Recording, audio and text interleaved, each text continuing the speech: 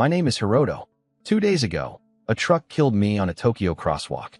Now I'm dying again, slower this time, on a 4x4 wooden raft in the middle of an ocean that doesn't exist on any map I know. The system screen still hovers in front of me, pale blue against the morning sky. Use the hook and hammer to gather materials and craft. I read it for the 10th time. My tongue is so dry it feels like a piece of leather glued to the roof of my mouth. My lips have split in 3 places, and the cracks taste like copper. But now I see what I didn't see yesterday. The ocean around me isn't empty. It's a graveyard of garbage. Old planks drifting past in lazy circles. A wooden barrel bobbing 20 meters out. Pieces of rope, scraps of canvas, a broken crate, a plastic buoy yellow with age. The sea has gathered all of it around me like an offering. Or a test. I grab the hook. The rope is rough in my hands. My palms already raw from yesterday's panic. I pick the closest target. A long plank floating maybe 5 meters away. First throw. Short.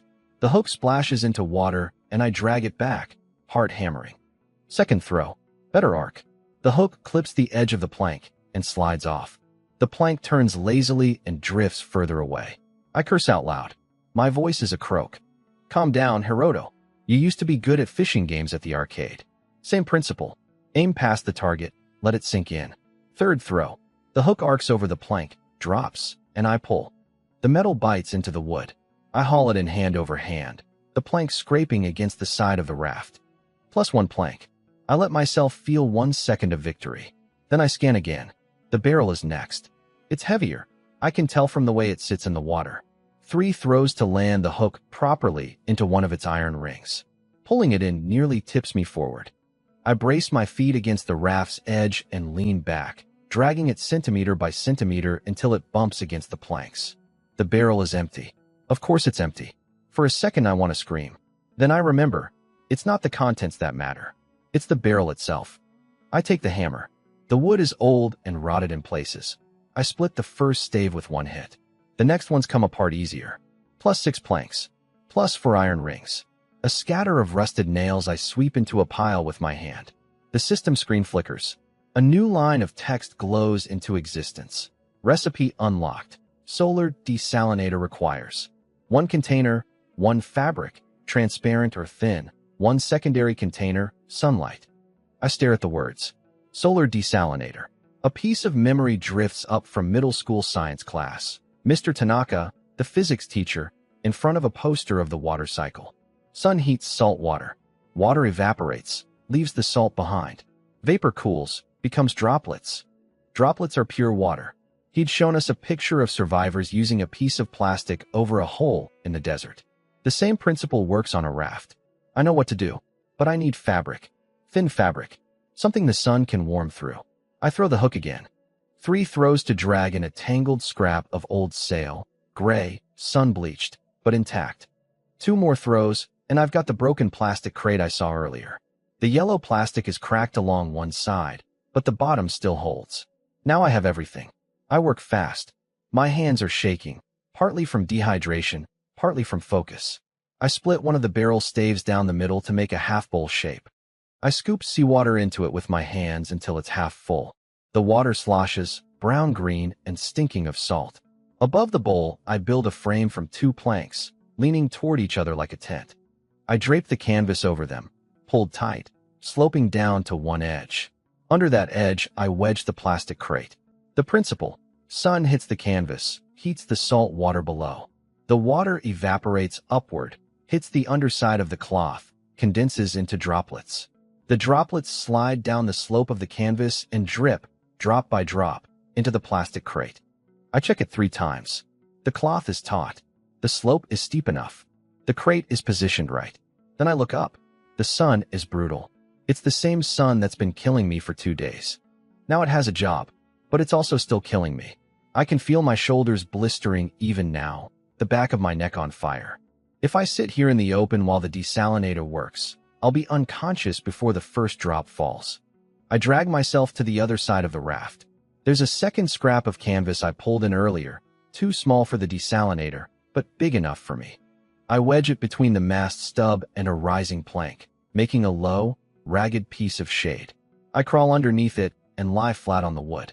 The boards are hot against my back, but the canvas blocks the direct sun, and that alone feels like mercy. I lie there and watch my desalinator work for me. Time passes strange. I drift in and out. The sun crawls. My mouth is so dry I can't swallow anymore. At one point I think I see my mother across the raft, and I almost call out before I remember she's still alive in a world I'll never see again. After what feels like hours, maybe 4, maybe 5, I crawl out from my shade and check the crate. Water. Real water. Clear, clean water. Maybe 150 milliliters pooled in the bottom of the cracked plastic. It looks like the most beautiful thing I've ever seen. I lift the crate carefully, hands trembling so badly I almost spill it. I tilt it to my mouth. The first sip is cool. Slightly warm from the heat, but pure. No salt. No bitter aftertaste. Just water. The way water is supposed to taste when you've forgotten what water tastes like. I drink it all in 3 swallows. I want to cry, but I don't have the moisture for tears. The system pings. Achievement. First drop. Plus 5 survival points. I don't even know what survival points do. I don't care. I refill the bowl with seawater immediately. Reset the canvas. Reposition the crate. The sun has hours of work left in it. By the time the sun starts dropping toward the horizon, the crate has another 200 milliliters in it. I drink half. I save half. I find a small wooden cup from one of the broken bottles in my mess of materials and pour the water into it carefully, set it under the shade. 350 milliliters for the day. Not enough to live well. Enough to live. I sit at the edge of the raft as the sun goes down. For the first time in 2 days my head is clear. My hands have stopped shaking. The cracks in my lips still hurt, but they don't bleed anymore.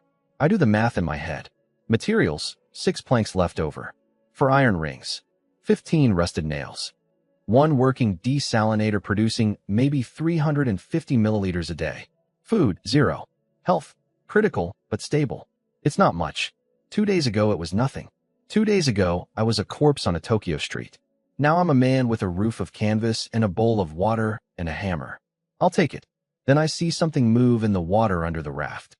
I freeze. My hand finds the hammer without my thinking about it. A shape. Small. Maybe the length of my forearm. Silver. It darts between the planks underneath me and disappears. A fish. I almost laugh. My next problem just announced itself, and it's a problem I can eat. Then I see the second shape. Behind the fish. Bigger. Much bigger. Long and gray and moving slow, the way something moves when it isn't worried about being seen. It glides under the raft and keeps going, vanishing into the dark blue. It was at least 2 meters long. I sit very still with the hammer in my hand, and I don't move for a long time after it's gone. I didn't sleep that night. Every time I closed my eyes, I saw the gray shape sliding under the raft. Slow, patient, big. I lay on my back with the hammer on my chest and watch the stars. Wrong stars, foreign constellations I couldn't name, until the eastern sky started turning pale. When the sun came up, I checked the desalinator first. 200 milliliters waiting in the crate from the night's slow condensation. I drank half, saved the rest, refilled the bowl with seawater, and reset the canvas. Then my stomach reminded me it had been 3 days. Not a hunger pang. A real, deep, animal demand. The kind that makes your hands shake and your vision narrow. Water keeps you alive, but it doesn't feed you. I needed calories. Right now, I opened the system screen. Recipe unlocked. Primitive fishing rod requires 1 long pole, 1 length of rope, 1 hook. Bait, I almost laughed. Bait. Of course. The system tells you what you need, but not where to get it. Pull, that I could solve. I dragged one of the longer planks toward me and started working on it with the hammer, splitting off the rough edges. Not pretty, not straight, but about 1.5 meters long and light enough to swing. Rope, also solvable. Yesterday, I dragged in a length of rotted hemp rope. Most of it was useless, falling apart in my hands like wet paper. But the inner strands were still strong. I sat cross-legged and unwound the rope carefully, separating the good fibers from the dead ones. After 20 minutes of patient work, I had maybe 2 meters of usable line. Thin, but tough. Hook. That was the problem. I picked up one of the 4 iron rings from the broken barrel. Heavy, curved already, in a way, but a full circle, not a hook. I needed to bend a piece of it into shape, sharpen one end, leave a small barb if I could manage it. I had no forge, no fire, no anvil, just a hammer and a wooden raft. Think, Hiroto. Same principle as the desalinator. Use what you have. I laid the iron ring across the corner of the raft where two heavy planks met, the hardest, flattest surface I had. I held the ring down with my left hand. With my right, I brought the hammer down on one section of it, hard. The ring rang. The plank under it shuddered. I hit it again. Again. After about 30 strikes, the iron started to deform. Not much. A slight flattening on one side. I kept hitting the same spot. My shoulders started to burn. Sweat ran into my eyes, and I blinked it away. After what felt like an hour, I'd managed to break the ring open at one point, turning the closed circle into a curved C shape. Now I had something I could shape. I worked the open ends. Hammered one straight. He did nothing, just brute force and repetition. The other end I left curved, hammering it slowly into a sharper hook shape. To put a point on it, I dragged the metal back and forth across one of the rusted nails I'd salvaged, like a knife across a sharpening stone. It took forever. My fingers cramped. The metal squeaked against the nail. But after maybe 2 hours of work, I had something that could be called a hook. Crude. Lopsided. The point was duller than I wanted. But the shape was right. Curved enough to hold a fish, sharp enough to pierce skin. I tied the rope to the straight end with a knot I half remembered from a fishing trip with my uncle when I was 12. Tied the other end to the pole. Now I needed bait. I sat at the edge of the raft and looked into the water. Small silver shapes flickered between the planks underneath me, the same kind of fish I'd seen yesterday. They were curious about the shadow of my raft, about the cool darkness it offered in the bright morning sun. There were maybe a dozen of them, maybe more. But fish don't bite a bare hook. They need something on it. Something that smells like food. I had no food. I tried the obvious thing first. I tore a strip of fabric from my shorts, small, just a thumb-sized piece, and tied it to the hook. Lowered it into the water. Nothing. The fish swam past it, completely uninterested. One of them bumped against it once and turned away. I pulled the line back up. Sat there thinking, what does a fish want? Movement. Smell. Blood. Blood. I looked at my hands. They were already a mess from yesterday, raw from the rope, scraped from the wood. I picked at a small scab on my knuckle and pulled it open. A bead of red welled up. I smeared it onto the hook, lowered the line back in. The change was instant. 3 of the silver fish darted toward the hook within seconds. I felt the line jerk, a tiny pull, almost not there. Then a sharper one. I yanked the pull up. A fish came flying out of the water, twisting in the air, the hook through its lip. About the size of my hand. Maybe 200 grams. It landed on the deck and started thrashing. I stared at it. For a second I just stared. The fish flopped against the planks, its silver scales catching the sun, its small eye looking at nothing. Then I dropped to my knees and grabbed it before it could flop back into the water. It was slippery in a way I wasn't ready for, and it almost squirted out of my hands twice before I got a real grip on it. I pinned it against the deck and brought the hammer down on its head. It went still. Plus 1 fish. Plus 200 g raw protein. I sat back on my heels, breathing hard. 3 days of starvation, and I'd just caught a fish with a piece of bent iron and a drop of my own blood. I worked the hook out of its mouth, carefully, because I needed the hook intact for the next one, and reset the line. This time I used the fish's own intestine as bait. I'd read once that fish guts work better than almost anything else. I slit the belly open with the sharp edge of a broken nail, scraped out a small piece of gut, threaded it onto the hook, lowered the line back in. Hit within 30 seconds. By mid-morning, I had 4 fish on the deck. By noon, I had 6. I stopped because my hands were cramping, and because 6 fish was more than I could eat in one sitting, and I had no way to preserve them. They'd start rotting in this heat within hours. I ate the first one raw. There's no good way to describe this. I'm not going to pretend it was anything but disgusting. The flesh was cold and slimy, and the small bones got stuck in my teeth, and the smell made me want to gag. But the calories were real. After the first bite, I forced myself to chew slowly, methodically, swallowing the meat in small pieces. By the time I finished the first fish, I could feel something I hadn't felt in 3 days. A base of warmth in my stomach, a small core of energy returning to my arms. I ate a second fish. Then I stopped, because I could feel my body wanting to reject any more, and because I'd learned in survival videos a long time ago that a starving person who eats too much too fast can actually kill themselves. I sat with my back against the broken mast stub and let the food settle. For the first time since I'd opened my eyes on this raft, I felt like a living thing instead of a dying one. I went back to fishing in the early afternoon. I wanted at least 2 more for the rest of the day, and I wanted to figure out how long the gut bait would keep working before I needed fresh. I lowered the line. Waited. A bite. Sharp. Harder than the others. I yanked up, and the rod almost ripped out of my hands. Whatever was on the other end was big. The pole bent dangerously. The line was so tight I could hear it humming.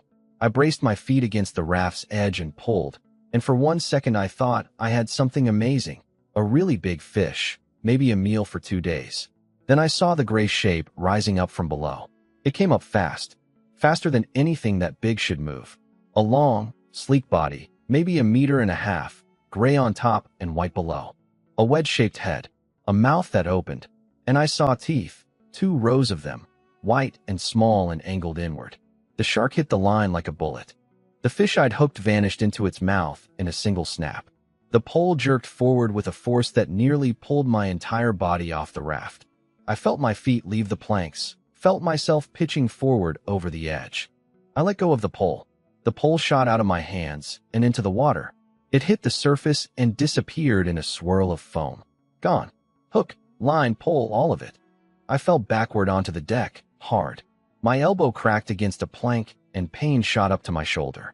I scrambled away from the edge on my hands and feet, pushing myself toward the center of the raft like a crab, not stopping until my back hit the mast stub. I sat there with my heart trying to break out of my chest. The water where my pole had been was already calm again, like nothing had happened. No shark, no pole, no sign that anything was ever there. But I'd seen it.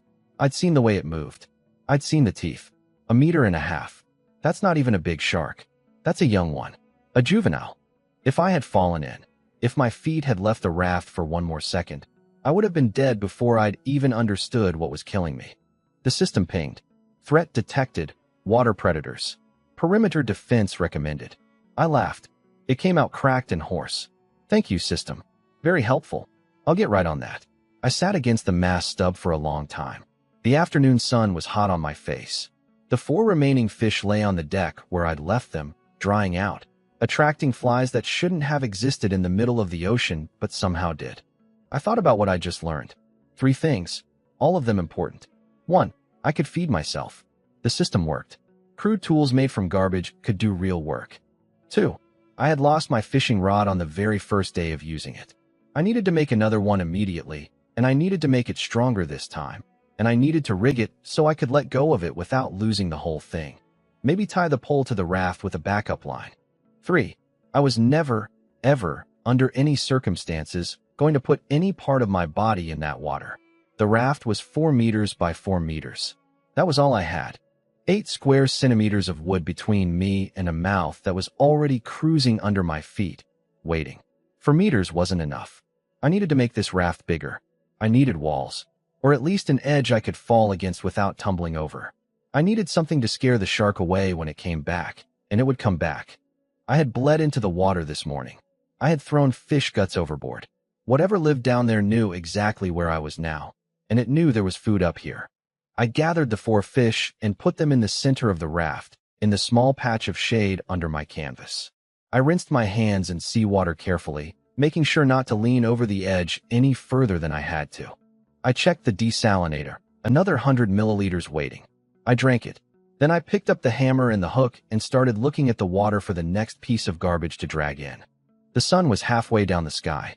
I had hours of daylight left, and the small thing in my chest that had been despair for 2 days had turned into something else, something harder, more useful. I was going to build a fortress on this raft, plank by plank, whatever it took, because the alternative was waiting for the moment I lost my balance. The next 4 days became a routine. I woke at sunrise, checked the desalinator, drank what had collected overnight, reset the bowl, reset the canvas, caught fish in the morning before the sun got too high, threw the hook in every direction I could reach, dragging in whatever the ocean had pushed close to me during the night. By midday, I was breaking down whatever I'd salvaged with the hammer. By afternoon, I was crafting. By evening, I was too tired to think. I made a new fishing rod on day 4, better than the first one. Thicker pole, doubled rope, a safety line tying the rod to a peg I'd hammered into the raft, so even if a shark hit again, I wouldn't lose the whole setup. The shark came back twice. Both times I let go of the pole and let the safety line do its job. Both times I lost the bait and the small fish I'd hooked, but I kept the rod. Lessons cost something, as long as you only pay them once. By the end of the fourth day, my haul was real. I counted it out on the deck like a merchant doing inventory. 2 more barrels, one of them with the lid still sealed, which I cracked open to find nothing but stale air, but the wood was good. 8 more planks of various lengths. A coil of decent rope, half rotten on the outside but solid in the middle. A torn piece of sail almost 2 meters across. A plastic buoy, yellow and cracked. A short length of metal grating, the kind you might see in a ship's engine room. And the prize of the week, a wooden chest, sealed shut with rust and salt, dragged in from a long throw on the 3rd afternoon. I left the chest for last. I knew what it might mean, and I didn't want to be disappointed too fast. I worked on it with the hammer for 20 minutes before the lid finally cracked open. Inside, wrapped in oiled cloth that had mostly held, a flint and steel striker.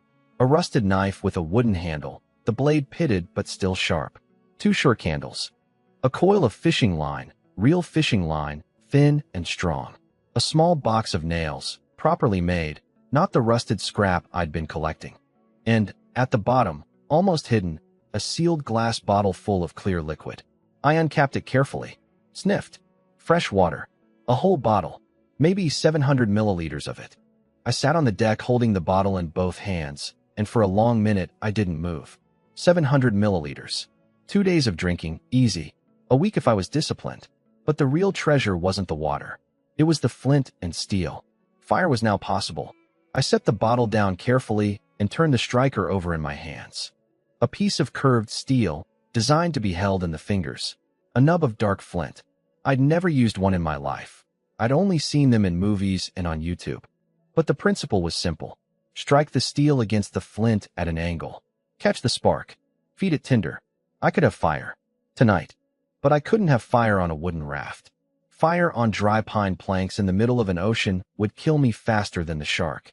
1 spark in the wrong place. 1 ember rolling into a crack between boards, and the entire raft would be a torch within minutes.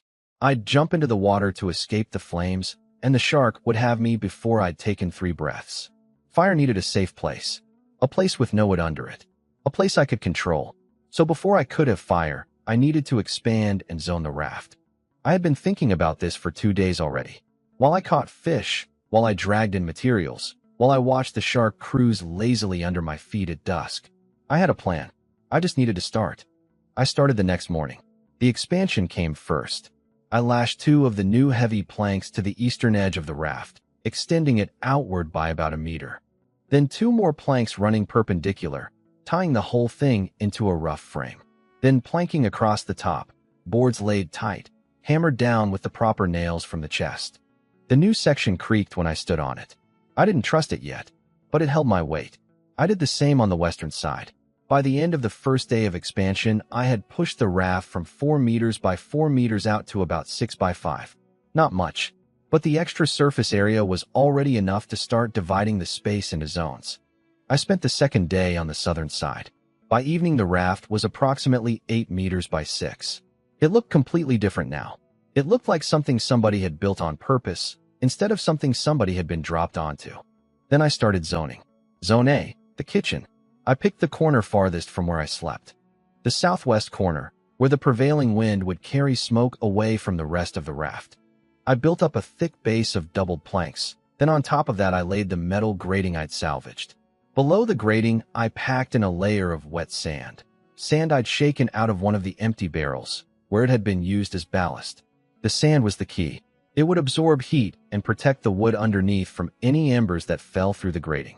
On top of the grating, I built a small ring of stones, chunks of a broken ceramic crock from the chest, plus a few flat pieces of metal hammered into shape. A primitive hearth. Crude, ugly, dangerous if I wasn't careful, but functional. I tested it that evening.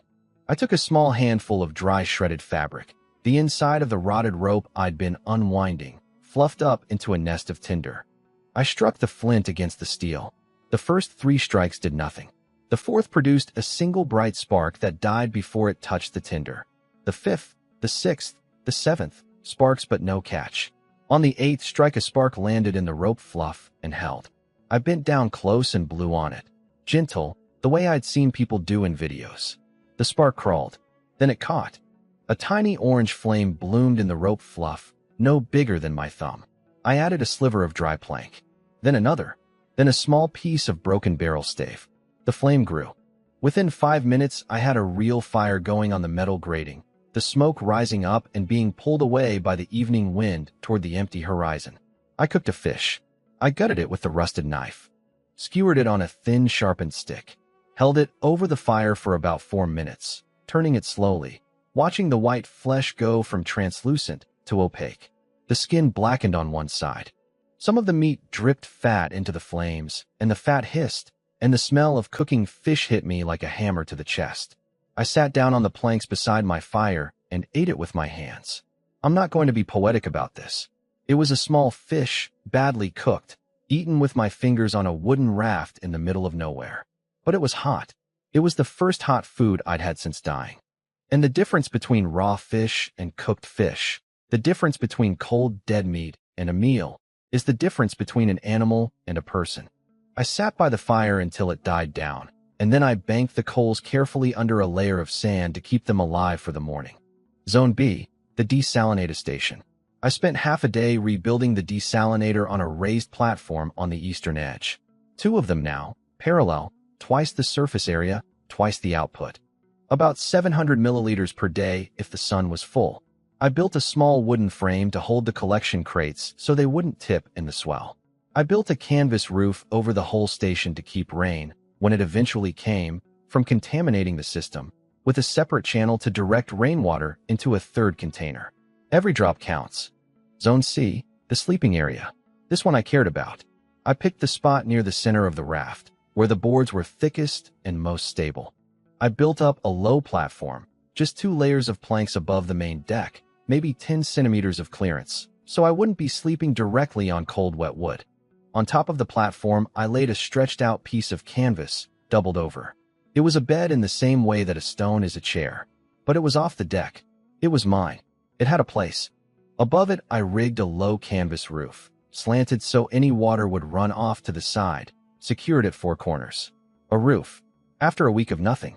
That night, I lay down on the canvas and pulled a second piece of cloth over me as a blanket and looked up at the underside of my new shelter and felt something I had not felt since the truck.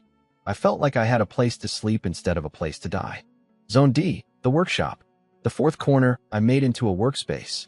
I dragged my pile of materials there and organized it for the first time. Planks in 1 stack, sorted by length. Iron pieces in a small pile. Nails in an empty cup from the chest. Rope coiled. Cloth folded. The hammer hung from a nail driven into the mast stub. The knife I kept on me at all times now, tucked into the waistband of my shorts. By the end of the 3rd day of work, the raft was something else entirely. It had zones. It had purpose. It had a kitchen, a water station, a place to sleep, a place to work. It had a fire that I could rebuild every morning from the banked coals. It had a roof over my head and a meal in my stomach and a routine. That night I sat by the dying fire with a piece of cooked fish in my hand and looked out across my 8 by 6 meter kingdom, and I thought, for the first time, not how do I survive tomorrow, but how do I make tomorrow easier? It was a small thought, but it was a different kind of thought. The thought of someone who wasn't just running from death anymore. The thought of someone building a life. I went to sleep on my canvas bed under my canvas roof. In the middle of the night, I woke up. Something had touched the raft. Not hit it, touched it. A long, slow scrape along one of the side planks. The kind of scrape something makes when it's running its body along an edge to feel for what's there. The sound was unmistakable in the silence. Long, deliberate. Then a pause. Then again, on a different plank. The shark was checking my walls. I lay very still on my canvas bed and listened. The scrape came one more time. Then nothing. The water lapped against the planks the way it always lapped. The wind moved across the canvas above my head. The fire crackled faintly under its sand cover. I didn't sleep again that night. In the morning, when the sun was up, I went to the side of the raft where I'd heard the scraping. 2 of the planks had fresh marks on them. Long, parallel grooves where something with rough skin had rubbed against the wood. I traced one of the grooves with my finger. It was deep enough that I could feel the splintered edge. The shark was bigger than I'd thought. The marks were spaced far apart. Whatever had brushed against my raft last night was longer than the 1.5 meters I'd seen on day 3. I stood up and looked out at the water. It was calm in the morning light. Empty. Innocent. I looked up at the sky. A black dot was moving against the blue, very far away. Circling. Slowly coming closer. A bird. The first living thing I had seen in this world that wasn't a fish or a shark. I shaded my eyes with my hand and watched it come. The bird circled for almost 2 hours. I sat on the edge of the kitchen platform with my hand shading my eyes and watched it.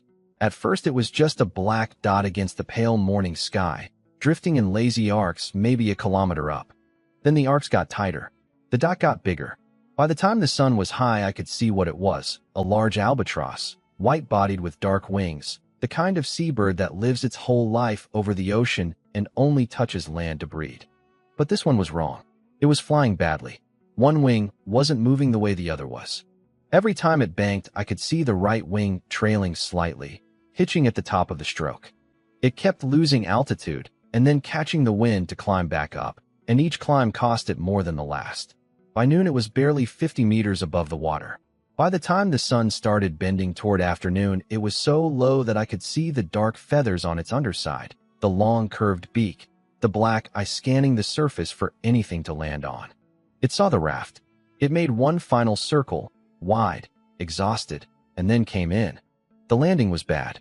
It tried to slow itself with its wings, and one of them folded the wrong way, and it half fell, half glided onto the eastern edge of the raft, hit the planks hard, and tumbled across the wood until it stopped against the base of the desalinator station. Feathers everywhere. One leg sticking out at an angle. The right wing completely splayed out, twisted near the shoulder. I didn't move. For a long moment the bird didn't move either. I thought it was dead. Then its chest heaved once. Twice. The black eye opened and found me. We looked at each other. The bird was big, bigger than I'd thought from a distance. Wingspan probably more than 2 meters when it had been spread. Body the size of a small dog. The kind of animal that, on land, would have weighed maybe 4 kilos. Maybe 5. Maybe 3 kilos of meat under those feathers. The thought arrived in my head before I could stop it. 3 kilos of meat. Real protein. After a week of eating small fish 2 at a time, 3 kilos of bird meat would be a feast. I could smoke half of it, eat half tonight, and not have to fish for 2 days. I had the rusted knife at my waist. I could be on top of the bird in 3 steps. It was injured. It couldn't fly. It probably couldn't even fight. The whole thing would take 10 seconds. I didn't move. Not because of any noble feeling. Just calculation. I sat on the platform with my hand still up to shade my eyes, and I did the math the way I'd been doing every other piece of math on this raft for a week. Option 1, kill it now. 2 to 3 kilos of meat. Saves me 2 days of fishing. After that it's gone. Option 2, try to keep it alive. Cost, maybe 1 fish per day, possibly 2 while it's recovering. Risk, it dies anyway, and I get nothing. Or it recovers and flies away, and I get nothing. Reward if it works. A bird that can fly. A bird that can see from the air. A bird that can scout for floating debris I can't see from the deck. A bird that can find things kilometers away that I would never find on my own. The first option was guaranteed. The second was a gamble. But the second one paid in something I couldn't get from any number of fish. I needed eyes. I lowered my hand slowly. I stood up. Slow. Careful. The way you move around a frightened animal. The bird's eye tracked me. It tried to scrabble backward with its one good leg and got nowhere. Its beak opened and a hoarse, exhausted sound came out. Not really a cry, more like a warning rasp. Stay away. I stayed where I was. I went to my workshop corner instead and picked up one of the small fish from this morning's catch. I'd been planning to cook it for lunch. I cut it in half with the knife, clean strokes, slow, so the bird could see what I was doing, and then I crouched down and slid one half across the planks toward it. Stopped about a meter away. The bird watched the fish. Then it watched me. Then the fish again. It didn't move. I backed away to the kitchen platform and sat down where I'd been before. I didn't look at the bird directly. I knew enough about animals to know that staring at one is a threat. Half an hour passed. The bird hadn't touched the fish. The sun was starting to go down. I tried a different approach. I picked up the second half of the fish and chewed it in my own mouth, for a while, until the flesh was broken down into a soft pulp. Disgusting. But I'd seen mother birds feed their chicks like this in nature documentaries. Maybe this was something it would recognize. I spat the pulp into my palm and crawled forward on my hands and knees, slowly, until I was about a body's length from the bird. I set the pulp down in front of it. Then I backed away. This time the bird stretched its neck out, sniffed at the pulp, pecked at it once, hesitantly, then again, and the second peck was real. It ate the whole pulp in 3 jerky motions, and then looked back up at me with that black eye like it was demanding more. I made another pulp, brought it closer this time. The bird ate it from a half-meter away. By sunset it had eaten an entire small fish, in mashed form, from my hand. I named it that evening, while I sat by the fire and watched it from across the deck. I wanted to call it something simple, something I could shout if I needed to. The Japanese word for albatross is ahadori, which literally means fool bird, because they're so easy to catch on land. That was too long and too rude. So I just looked at it sitting there with its lopsided wing and its scowling face, and I said the first short name that came into my head. Came. The bird turned its head at the sound. Yeah, I know, I said out loud. K means turtle. You're not a turtle. I don't care.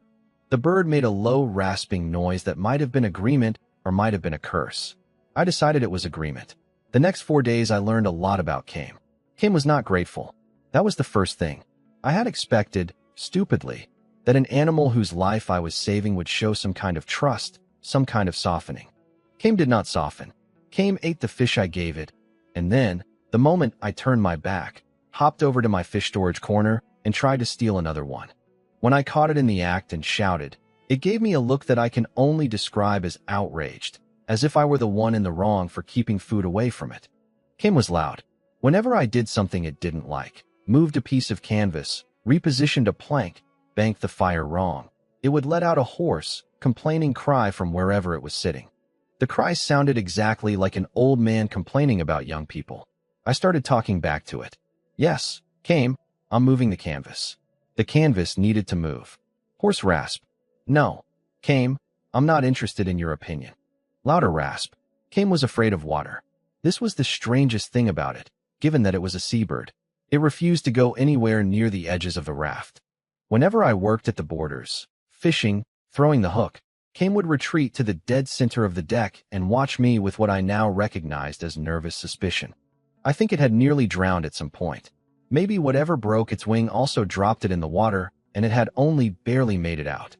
Whatever happened, Kame did not trust the sea. Kame slept by the fire. The first night it tried to sleep on the desalinated station and shivered all night in the wind. The second night, after I'd gone to bed, I heard its claws on the planks, hop, hop, hop, and then a soft rustling as it settled itself near the kitchen, where the bank coals were still warm under their sand cover. Every night after that it slept there, head tucked under its good wing, body angled toward the warmth. By day for the wing was healing. Not straight. It would never be straight, but the joint had set into something that worked. Kame started testing it. Short hops at first, just stretching. Then a few hard flaps that lifted it off the deck for a second before it dropped back down. By day 5 it could glide a couple of meters. By day 6 it made its first real flight.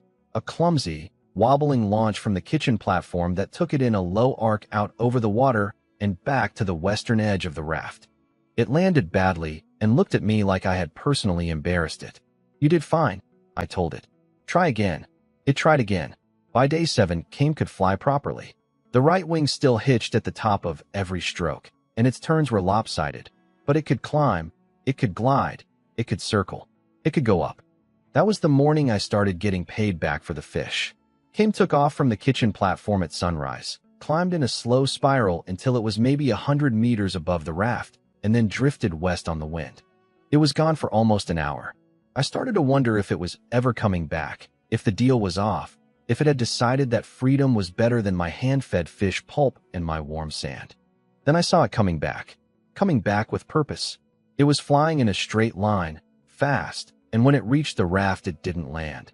It circled overhead and made a series of harsh, urgent calls, then peeled off and flew west again. Maybe 30 meters out. Then it banked and flew back, calling. It wanted me to follow. I climbed onto the raised sleeping platform, the highest point on the raft, and looked west. In the distance, maybe half a kilometer out, there was something dark on the water. A patch of debris, bigger than anything I had near me. A real cluster, something the size of a small car, drifting on the surface. I would not have seen it from deck level. The horizon would have hidden it. From the platform with the sun behind me, I could just barely make out the shape. Kame had flown up. Kame had seen what I couldn't see. Kame had come back to tell me. The deal was working. I spent the next 2 hours rigging a paddle. I hadn't built one yet because the raft was too heavy to row in any meaningful way and I had nowhere to go. But now I had somewhere to go, half a kilometer west, before the current pulled the debris field away. I lashed a flat plank to a long pole, made a clumsy oar, and then I worked the raft slowly across the open water with Kame circling overhead and screeching what I'm pretty sure were instructions. It took me almost 3 hours to reach the debris field. By the time I got there, my arms were shaking and my palms were bleeding through new blisters. But the field was real, and it was full. Half-broken planks, a long piece of mast, 2 more barrels, a tangle of rope, a torn fishing net, bigger than anything I had. And, in the middle of it all, half submerged but riding the swell, a large wooden barrel. Sealed, heavy, big as a man's chest. I hooked it and dragged it toward the raft with everything I had left. It bumped against my boards and I stopped, panting, holding the rope, looking down at my prize. I had no idea what was inside it. I could already feel that it was full of something, dense, packed, not liquid. It could be anything. Garbage, dead meat, stones, or something I needed. Above me, Kame circled once and then settled on the kitchen platform with a satisfied rasp. All right, I said to the barrel. Let's see what you've got. I picked up the hammer. The barrel was heavier than anything I'd dragged onto the raft so far. I worked the lid for almost 20 minutes. Salt had glued it shut and the wood around the seal was swollen tight. I hammered. I pried. I cursed. Kame watched from the kitchen platform with the bored expression of an old man watching a child fail at a simple task. The lid finally cracked. I pulled it back and looked inside. Packets. Dozens of them. Small paper packets sealed in waxed cloth, stacked in layers, packed tight against the inside of the barrel. Most of the top layer was ruined. Soaked through, the paper turned to pulp, the contents inside reduced to a black mush. But the second layer down had held. The wax cloth had done its job. The packets in the middle of the barrel were dry. I picked one up with shaking fingers. The paper was brittle but intact. I tore one corner. Small dark seeds spilled into my palm. I stared at them for a long time. I knew what they were before my brain caught up to my eyes. Tomato seeds. The kind I had seen my grandmother shake out of a paper envelope into a clay pot every spring on her balcony in Yokohama, 30 years ago and a lifetime away. I went through the rest of the barrel. Tomatoes, cucumbers, beans of 3 different kinds, daikon, spinach, some kind of leafy green the first didn't recognize, a small packet of peppers, onions, and, at the bottom, wrapped separately in oiled cloth, 6 dried potatoes with the eyes still intact, the kind you save through winter for replanting in spring. I sat down on the deck with the open barrel in front of me, and I didn't move for a long time. This wasn't food. Not directly. You can't eat a seed and live. But seeds are the thing food comes from. Seeds are the thing that gives you food forever instead of food today. Every fish I caught was a one-time meal. Every seed in this barrel, if I could grow it, was a meal that produced more meals after itself, season after season. The whole rest of my time on this raft just changed. I thought it through carefully before I touched anything else. There were 3 problems, and I needed to solve all of them or none of this was going to work. Problem 1, soil. There was no soil on this raft. There was no soil within 1,000 kilometers, probably. Plants need something to root into, and they need that something to hold water, and they need that something to feed them. I worked on this all afternoon. I gathered everything I had that might break down into something soil-like. Strips of seaweed I'd collected from earlier debris hauls and let dry in the sun. Fish guts and heads I'd been throwing overboard. I started keeping them instead, in a wooden box, letting them rot down. Ash from the fire pit, which I'd been sweeping out and dumping until now. Rotted scraps of fabric and rope. Dust and grit from the bottoms of the empty barrels. Sand from the kitchen platform. I mixed all of it in a large box I built from spare planks.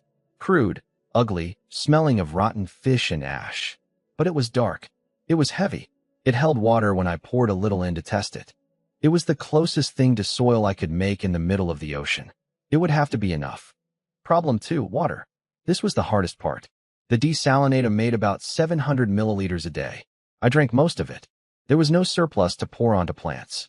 If I tried to water a garden the normal way, I'd have to choose between drinking and growing, and that's not a choice. I'd drink. The plants would die.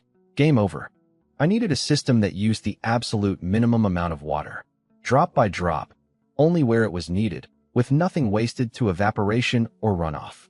I sat on the kitchen platform with a piece of fabric in my hand and thought about it. And then I remembered something.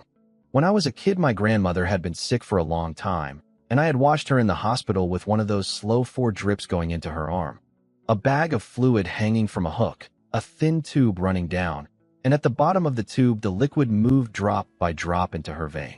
Slow, steady, almost nothing per minute. But over hours it added up to enough to keep her alive. I needed to do the same thing for the plants. I built it like this. I took a length of cotton fabric, thin, absorbent, the kind that pulls water along itself by capillary action. I dipped one end of the cotton into the collection crate of the desalinator, where the fresh condensate pooled. I ran the other end of the cotton down to the soil box I'd built. The fabric soaked up water from the crate and carried it slowly along its length and released it, drop by drop, into the soil at the other end. I tested it. I sat watching the cotton for a long time.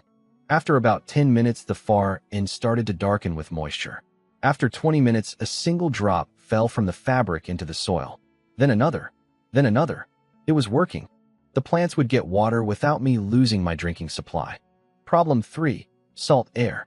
Even if I had soil and even if I had water, the air on this raft was poison to seeds. Salt spray killed plants. Wind dried them out. The sun was too direct and too strong. If I just laid out my soil box on an open part of the deck and planted seeds, every shoot would be dead within a day. I needed a greenhouse. I spent 2 full days building it. I built the frame from the thinnest, lightest planks I had. A square base about 2 meters by 2 meters, with 4 corner posts standing about 1.5 meters tall. I lashed the joints with rope and reinforced them with nails from the chest. Then I stretched the largest piece of canvas I had over the top, and on the sides I used pieces of the cracked yellow plastic from the buoy, cut into flat panels, translucent enough to let some light through, solid enough to block the wind and the spray. It was ugly, lopsided. The canvas roof sagged in the middle, and the plastic walls didn't quite meet at the corners. I had to stuff the gaps with strips of cloth and old rope. But when I crawled inside it on the 3rd afternoon and sat there in the muted, warm, salt-free air, it felt like I had built a small cathedral. I planted the next morning. I made small holes in the soil with my finger. I dropped 2 tomato seeds into the first hole, 2 cucumber seeds into the second, beans into the 3rd row, spinach, daikon, the leafy green the first didn't know. I covered each hole gently with my fingertips. I positioned the cotton drip line so water would reach every section of the box. I cut the potatoes carefully with the rusted knife, keeping each eye intact, and pressed them into a separate corner of the soil. Then I closed the canvas flap of the greenhouse and walked away because I knew if I sat there staring at the soil, it wasn't going to make anything grow faster. While the seeds did their slow work, I built other things. The shower. I made it on the back of the greenhouse. On the canvas roof, I built a second, smaller solar desalinator, a flat tray of seawater under a sloped canvas, and I rigged it so the condensate flowed down a wooden channel into a sealed plastic crate suspended above head height. The crate had a small hole drilled in the bottom and a wooden peg jammed into the hole as a stopper. The first time I used it, I stood under the crate, naked except for my shorts, and pulled the peg. Water poured down through the perforated underside of the lid. Fresh water. Slow trickle. Not a real flow, but real, clean, sun-warmed water running over my head and shoulders and down my back for the first time in over 2 weeks. I closed my eyes and stood there until the crate was empty. I'm not going to try to describe it. I'll just say that there are things you take for granted in your old life, and when you get them back after losing them, they stop being small. A shower stops being a shower. It becomes a kind of return, a small piece of being a person again. I dried off in the sun, put my shorts back on, and felt like a different man for the rest of the day. The bed. This took me an evening and a morning. I rebuilt the sleeping platform properly. A real frame this time, for heavy posts, planks across the top, joints reinforced. On the platform, I built a kind of mattress, a long sack made from 2 pieces of canvas sewn together with fishing line, stuffed with handfuls of dried seaweed I'd been collecting and letting bake in the sun. The seaweed was springy and held its shape. The mattress wasn't soft the way a real mattress is soft, but it wasn't a wooden plank either. It had give. It had warmth. I made a pillow the same way, a smaller canvas sack stuffed with folded cloth. That night, I lay down on a real bed in a real shelter on a raft I had built with my own hands, and I cried, just a little, into the canvas pillow. Not from sadness, from something else. Something I didn't have a word for. The kitchen, upgraded. I built a small table next to the hearth, a flat plank on 4 short legs, and a stool, a single block of wood from a half-barrel I'd cut down. I started eating my meal sitting at the table instead of crouching by the fire. Kim would hop up onto the opposite end of the table while I ate and watch me with that scowling face, demanding her share. I always gave her a piece. We ate together, an old man and his bird, on a raft in the middle of nowhere. The days passed in a strange new rhythm. Fish in the morning, salvage and craft in the afternoon. Tend the greenhouse before sunset. Eat with Kame. Sleep on a real bed. On the morning of the 4th day after planting, I opened the greenhouse to check the drip line, and I saw the first green. A tiny shoot, no bigger than my smallest fingernail. A pale, almost translucent green pushing up out of the dark soil in the bean row. I crouched in front of it and stared at it for a long time. A plant, a living plant, on a raft, in the middle of the ocean. By the end of the week, there were 9 of them. Beans, mostly, and 2 tomato shoots, and a thin curl of something that might have been daikon. The potatoes hadn't shown anything above the soil yet, but when I gently pressed my finger into the dirt near one of them, I could feel the roots forming underneath. It was working.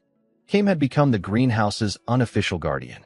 She'd taken to perching on the corner of the canvas roof every morning, scanning the inside of the greenhouse with one suspicious eye, daring any insect that didn't exist out here to come close to her plants.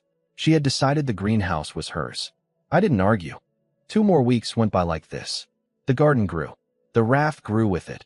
I added another small expansion to the south side, building out about another meter in each direction, just for the storage I now needed.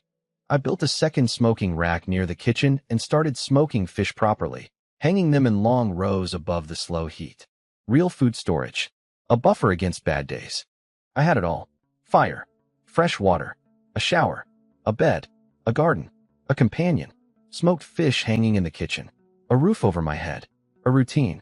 For a few days I let myself believe that this was sustainable, that if nothing changed I could live like this, quietly, carefully, fishing and gardening and tending my little floating home, for a long time. Maybe forever. Then one morning, just after sunrise, the raft tilted. Not much, just a sudden lurch, maybe 10 centimeters of rise on one side. The kind of motion you'd get if something very large had passed under the boards from below, close enough to push water out of the way. I dropped the fishing line I was holding and ran to the western edge. I got there just in time to see it. A back, a gray back, breaking the surface for one slow second before it slid under again. A fin standing up out of the water, not the small triangular fin of the 1.5-meter shark from week 1. A tall fin, a wide fin, the base of it as thick as my arm. The body that the fin was attached to passed under the raft slowly. It took almost 3 seconds for it to go from the western edge to the eastern edge. The raft was 8 meters long. The thing under me was at least 5 meters. It surfaced once more on the far side, blew a slow exhale of air through whatever it had for a blowhole. No, sharks don't blow air. That was just water displacement. And then it sank into the dark blue and was gone. I stood at the edge of my raft, and I did not move. Kame came down from the greenhouse roof and landed on the planks beside me. She made a low sound. Not a rasp this time. A different sound. A worried sound. Yes, I said quietly. I saw it. I stood there for a long time after the water had gone calm again. The shark from week 1 had been a juvenile. A test. A scout. This was the real population of these waters. This was what my raft had been hiding from. The thing that had brushed against my boards in the night. The thing that had left grooves on my planking. That hadn't been my one little juvenile shark. That had been this. And it knew where I was now. I looked back across my raft. My beautiful, fragile, growing raft. The greenhouse. The shower. The kitchen. The bed. Everything I'd built in these last weeks. All of it suspended on a few centimeters of wooden plank above a mouth that was 10 times bigger than me. One bite from that thing in the wrong place, and the entire western side of my home would be gone. The greenhouse would tilt into the sea. The garden would drown in seconds. The seeds I'd grown, every one of them, would be lost. I didn't sleep well that night, or the night after, or the night after that. I started building the defensive stakes the next morning. But I already knew, in some part of myself that had learned to trust bad feelings, that I was not going to finish in time. For 3 days I lived in the shadow of that fin. I worked from sunrise to sunset on the defensive stakes.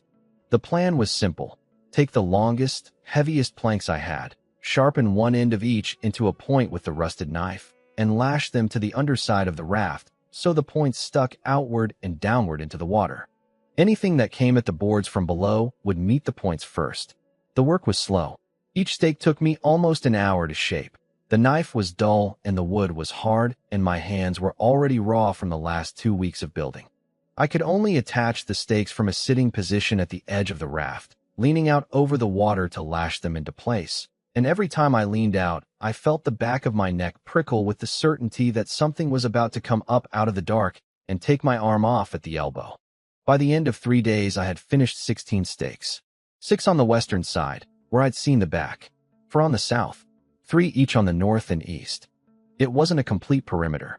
The corners were still bare. The underside of the raft was still mostly exposed. But it was something. It wasn't enough. I knew it wasn't enough on the 3rd evening when I sat down by the kitchen fire to eat, and Kame wouldn't come to the table. She stayed on the greenhouse roof with her head turned toward the western horizon, not eating, not making her usual rasping complaints. Just watching. Once, she let out a low sound I'd never heard from her before, somewhere between a moan and a whistle. The sound an animal makes when it knows. I didn't sleep at the bed that night. I lay down on the kitchen platform instead, near the banked coals, with the hammer in one hand and the rusted knife in the other and the gutting knife from the chest within reach. I told myself it was just a precaution. I told myself I'd sleep better near the fire. I lied to myself in a lot of small ways that night. I drifted off somewhere after midnight. The crash woke me. It wasn't a thud. It wasn't a bump. It was a crash, a wet, splintering, breaking apart sound that I felt through the planks before I heard it through my ears. The whole raft jerked sideways. I rolled off the kitchen platform and hit the deck on my shoulder. Kame was screaming. I had never heard her make a sound like that. It wasn't her usual hoarse rasp. It was a high, ragged, panicked shriek, over and over, coming from somewhere above me in the dark. I scrambled to my hands and knees and tried to get my bearings. The eastern side of the raft was tilted up. The western side was tilted down.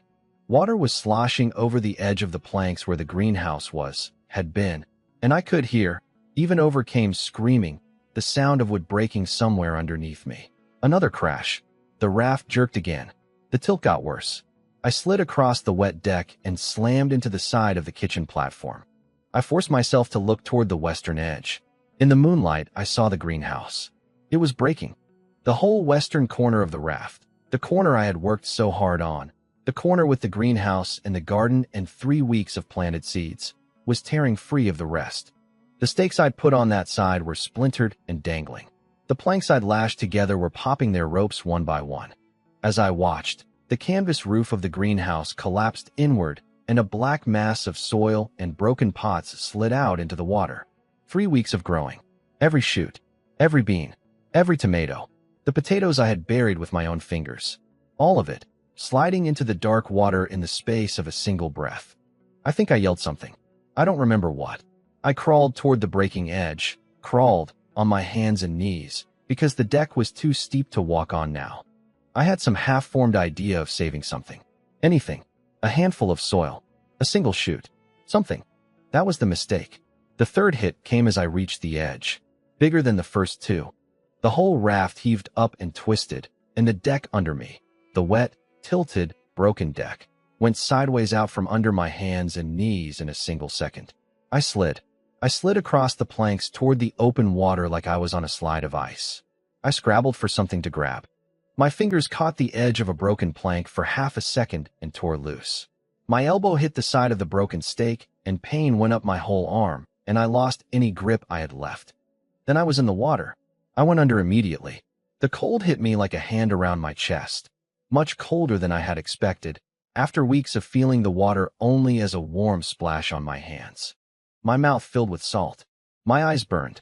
My ears went under, and the world became muffled and slow and impossibly large.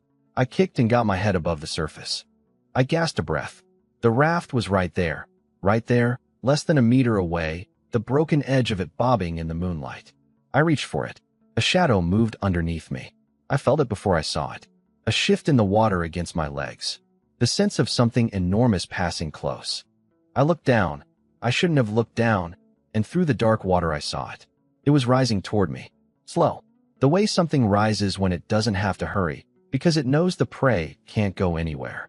A long, pale shape coming up out of the deeper dark. The mouth was open. I could see the rows of teeth, white in the moonlight, angled inward in two staggered lines. I tried to swim. I tried to swim up, away, sideways, toward the raft, toward anything. My arms moved in slow water that felt like syrup. I made no progress. The shadow kept rising. I had time to think one full thought. This is how I die for the second time. Then the impact came from the side. It wasn't the shark. It hit the shark, not me. Something fast and gray and heavy came in from my left and slammed into the side of the rising mouth. The shark's head jerked sideways. The rows of teeth snapped shut on nothing. The whole long body of the shark was knocked off course, drifting away from me in the dark water with a kind of stunned sluggishness. I saw the thing that had hit it. It was a dolphin. Not a small one. A big animal, maybe 2.5 meters long, with an old curved scar running down one side of its body. It wheeled in the water and came back at the shark and hit it again, head down, full speed, ramming the shark in the gills. The shark twisted and tried to bite back. The dolphin was faster. It darted up and out of the way, came around in a tight curve, and hit the shark a third time, this time in the side of the head. The shark gave up. It turned its long body and slid down into the deeper dark and was gone. I was still in the water. I had stopped moving. I think I was in shock. The dolphin came toward me. I want to say I felt no fear. That's not true. I had just watched a 5-meter shark try to eat me, and now an animal almost as long as the shark was swimming directly at my face, and every part of my body that had survived the last few minutes was telling me to swim away as fast as I could. I didn't move. The dolphin slowed. It came up under me very gently, and I felt its back press against my chest and shoulders. Smooth, rubbery skin. Warm, somehow, warmer than the water. It lifted me, without effort, just lifted me, raising my head and shoulders out of the water on its back the way a parent picks up a child. It carried me toward the raft. It moved slowly, deliberately, the way you move when you're afraid of dropping something you're holding. It brought me to the broken edge of the raft and pressed itself up against the planks so I could grab on. I caught the splintered edge of a board with both hands and pulled. The dolphin pushed against my legs from below, nudging me upward. I scraped my chest on the broken wood and got my torso onto the deck. My legs followed. I rolled onto my back on the wet planks and lay there gasping and coughing up salt water and shaking so hard I couldn't make my hands close. The dolphin stayed in the water beside the raft. I rolled my head sideways to look at it. It was watching me. One dark eye, intelligent and steady, set into the side of that smooth gray head. It made a sound, a series of clicks and a soft, high whistle, and then it nudged the side of the raft once with its nose. Like it was checking on me. Like it was saying, "Are you all right?" I sat up slowly. I'm not sure I could have stood.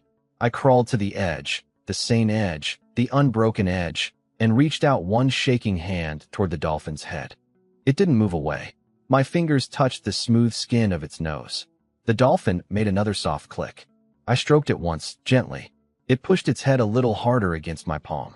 "Thank you," I said. My voice was a wreck. It came out as a kind of whisper cough. "Thank you. Thank you." The dolphin made the clicking sound again.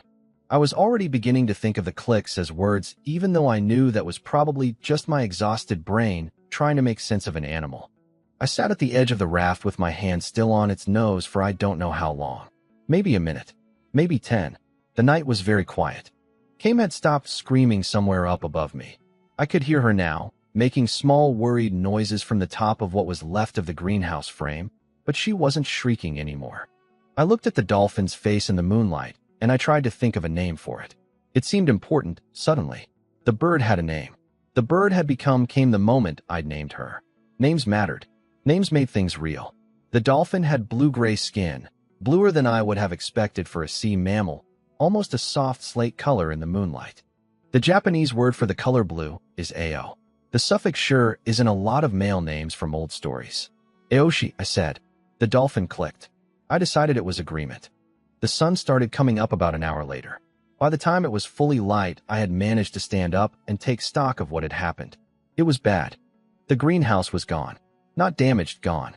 The western corner of the raft had been sheared off cleanly by the shark's bites, and everything that had been on that corner, the greenhouse, the soil box, the plants, the second desalinator I had built into the greenhouse roof, the entire shower assembly, was either at the bottom of the ocean or floating in pieces on the surface around the broken edge. I could see some of the wreckage. A piece of the canvas roof drifting 20 meters out. A flat plank from the soil box, half submerged, with a single bean shoot still clinging to it by its tiny pale roots. The yellow plastic from the buoy walls was scattered across the water in fragments. I would not be getting any of it back. The current was pulling it away already. And even if I had wanted to risk going after it, I had no paddle anymore. The paddle had been on the western corner. I forced myself to count the rest. The kitchen platform was intact. The fire was out, drowned by the splash, but the coals could be relit from the flint and steel. The bed was intact, on its raised platform near the center. The remaining desalinator on the eastern side was still standing, though water had splashed into the bowls and contaminated the night's collection. I'd have to drain it and start over. I had lost about half of my freshwater reserve. The smoking rack was tilted but standing. About 2/3 of the smoked fish had survived. The rest were in the water somewhere. The hammer was still in my hand from when I dropped onto the deck. I hadn't even realized I was holding it. Kame was alive. She came down from the broken greenhouse frame and hopped over to me on the deck and made a long, hoarse, complaining rasp directly at my face from about 30 centimeters away. I have no idea what she was telling me. I think she was telling me I had been an idiot for falling in. I told her she was right. Aoshi was still in the water beside the raft. He had not left. He was circling slowly, maybe 10 meters out, watching.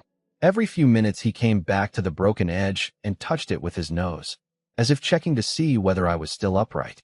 I sat down on the kitchen platform with Kame on one side of me and Aoshi in the water on the other side, and I put my face in my hands and I tried very hard not to cry, because crying would be a waste of water I couldn't afford to lose. When I took my hands away from my face, I looked across the broken deck at the empty space where the greenhouse had been. 3 weeks of growing. Every seed I had planted. The drip irrigation system. The shower I had stood under and felt human again. All gone in less than a minute. But I was alive. 2 animals had decided, for reasons I could not understand, that I was worth keeping alive. The bird had warned me. The dolphin had pulled me out. I was not alone anymore. I stood up. My legs were still shaking, but they held me. I walked to the eastern edge of the raft, the safe edge, the edge where the water was empty, and I looked out at the rising sun. One thing was certain. The next time the shark came back, and it would come back, either my raft was going to be a fortress or my raft was going to be splinters. There was no third option. I picked up the hammer. I didn't sleep for the next 3 days. I mean that almost literally. I lay down twice, once for an hour at midday on the second day, once for maybe 2 hours on the third night when my hands stopped working from exhaustion. The rest of the time I worked. I worked the way you work when you have understood that the next mistake is the last mistake. The first morning after the attack, I made a list in my head and held to it like a prayer. 1. Rebuild the broken corner so the raft is structurally whole again. 2. Build a real perimeter defense that goes all the way around, no gaps. 3. Make a weapon I can use against something big. 4. Rebuild the greenhouse on a different side, with what seeds I have left. 5. Rebuild the desalinator so I have water again. 6. Do not stop until all of this is done. I started with the broken corner because everything else depended on it. I dragged in every piece of debris within crook and rope range. Most of what I needed was already nearby. The attack had shaken loose a lot of floating wood, and the current had pushed some of it toward the raft instead of away. Within the first morning, I had pulled in 11 new planks, 3 more pieces of broken sail, a long section of mast from somewhere, and 2 more iron rings from a half-rotted barrel. I lashed and nailed the new planks across the broken edge in a rough patch, then doubled the layer with a second course of planks running perpendicular to the first. I'd learned the lesson from before. A single layer of boards is fast to build and fast to break. 2 layers, with the grain running in different directions, take much longer to bite through.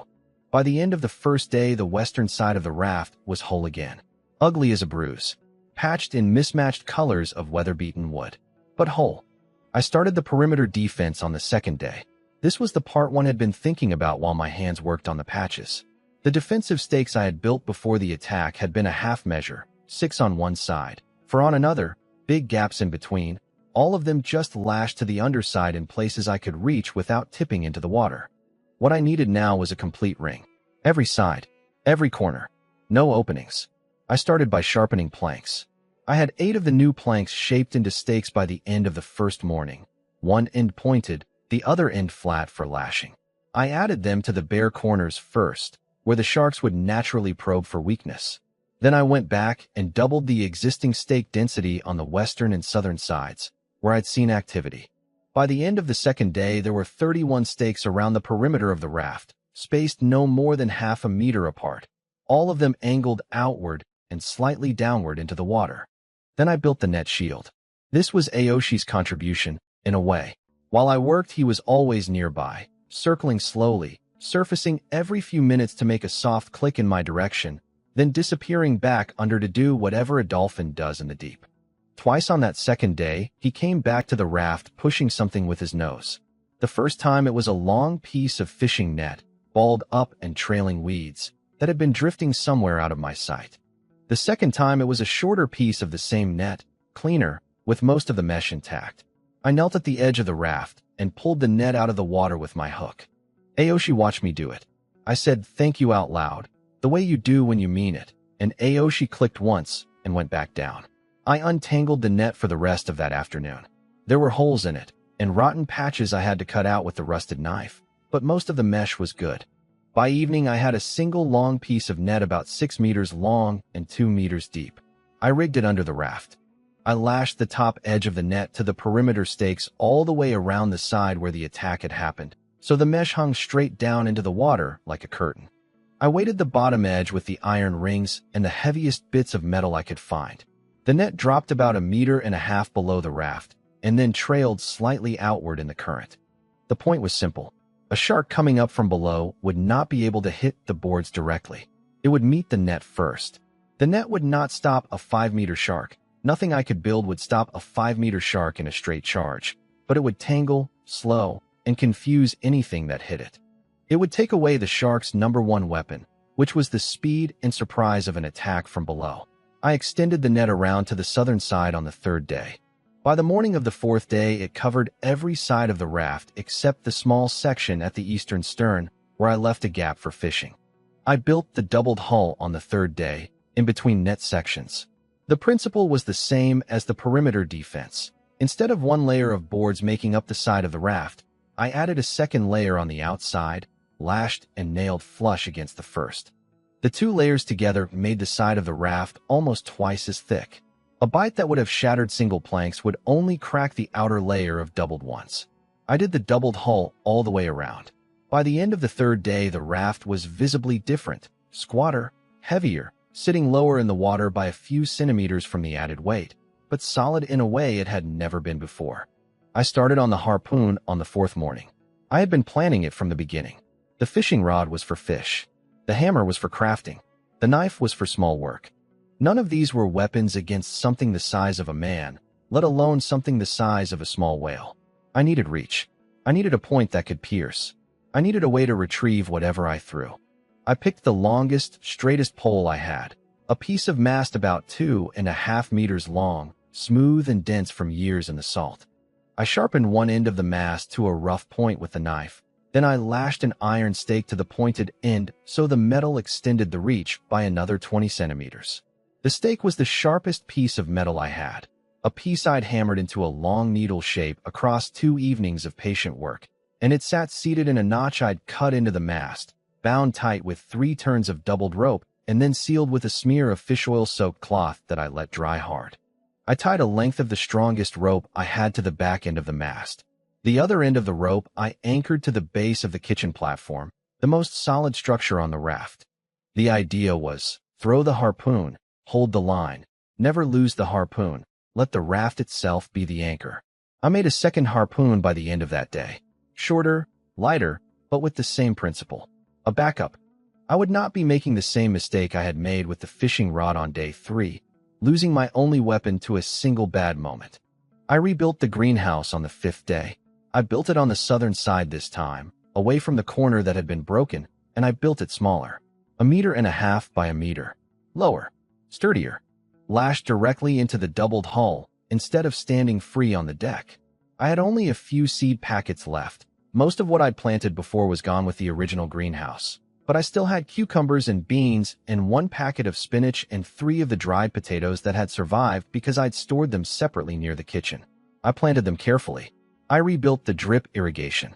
I added a second small desalinator to feed the new greenhouse, and a third one beside it to replace the water capacity I had lost. By the time I was done, the raft had 3 desalinators running in parallel. About 1.5 liters of fresh water per day. More than I needed to drink. Enough to grow things on the side. I rebuilt the smoking rack and reorganized what was left of my smoked fish. I rebuilt the kitchen properly. I built a low railing along the inside edge of the raft, the side facing the deck, not the side facing the water, so that if I slipped on a wet plank, I would have something to grab before I went over. A small thing. The kind of thing I should have built weeks ago. It would have saved me on the night of the attack. By the morning of the 6th day, the raft was finished. Or as finished as it was going to get. I stood at the kitchen platform and looked at it. It was not the fragile floating home I had built before. It was a fortress. A small, ugly wooden fortress with a doubled hull and a perimeter of stakes and a curtain of net hanging into the water all around it. It had a rebuilt greenhouse on the south side, 3 desalinators on the east, a smoking rack heavy with fish, a real bed under a real shelter, 2 harpoons leaning against the mast, and a fire burning low in the hearth. It was the home of someone who had decided not to die. The companions had been working with me the whole time. Aoshi had not left the raft once in those 6 days. Not for any length of time, anyway. He surfaced every few minutes during the day, checking on me, sometimes nudging the hull with his nose as if to test the new construction. I started to read his sounds. 1 short click meant I am here. A series of 3 or 4 clicks meant come and look. A long low whistle meant something is nearby. A sharper whistle, higher pitched, meant something is nearby and you should pay attention. Twice during those 6 days he made the sharper whistle, and both times when I looked into the water I could see a small shark, one of the 1.5 meter kind from the first week, turning away from the raft and heading back into deeper water. Aoshi was driving them off. I was not sure how. I think his presence alone was enough for the smaller ones. Dolphins are predators too, in their way, and a healthy adult bottlenose with a body full of muscle is not something a juvenile shark wants to fight over a piece of debris. He started bringing me fish. Not many, 2 on the 3rd day, 1 on the 4th, 3 on the 5th, but they were big fish. Bigger than anything I could catch with my line. He would surface near the raft with a fish in his mouth, drop it onto the boards from a few centimeters above the water, and then back away and watch me retrieve it. The first time he did it, I just stood there staring. I had no idea why he was doing it. Then I picked up the fish, said thank you, and gutted it for dinner. After that he kept doing it. I did not understand it. I still don't understand it. Maybe he was hunting for himself and bringing me the surplus. Maybe he had decided I was a member of his pod and members of a pod share food. Maybe he was just lonely. I don't know. I know that on the 4th night I cooked the fish he had brought me, and I ate half and gave the other half back to him over the side of the raft, and he took it from my hand without hesitation. Kim was the heir.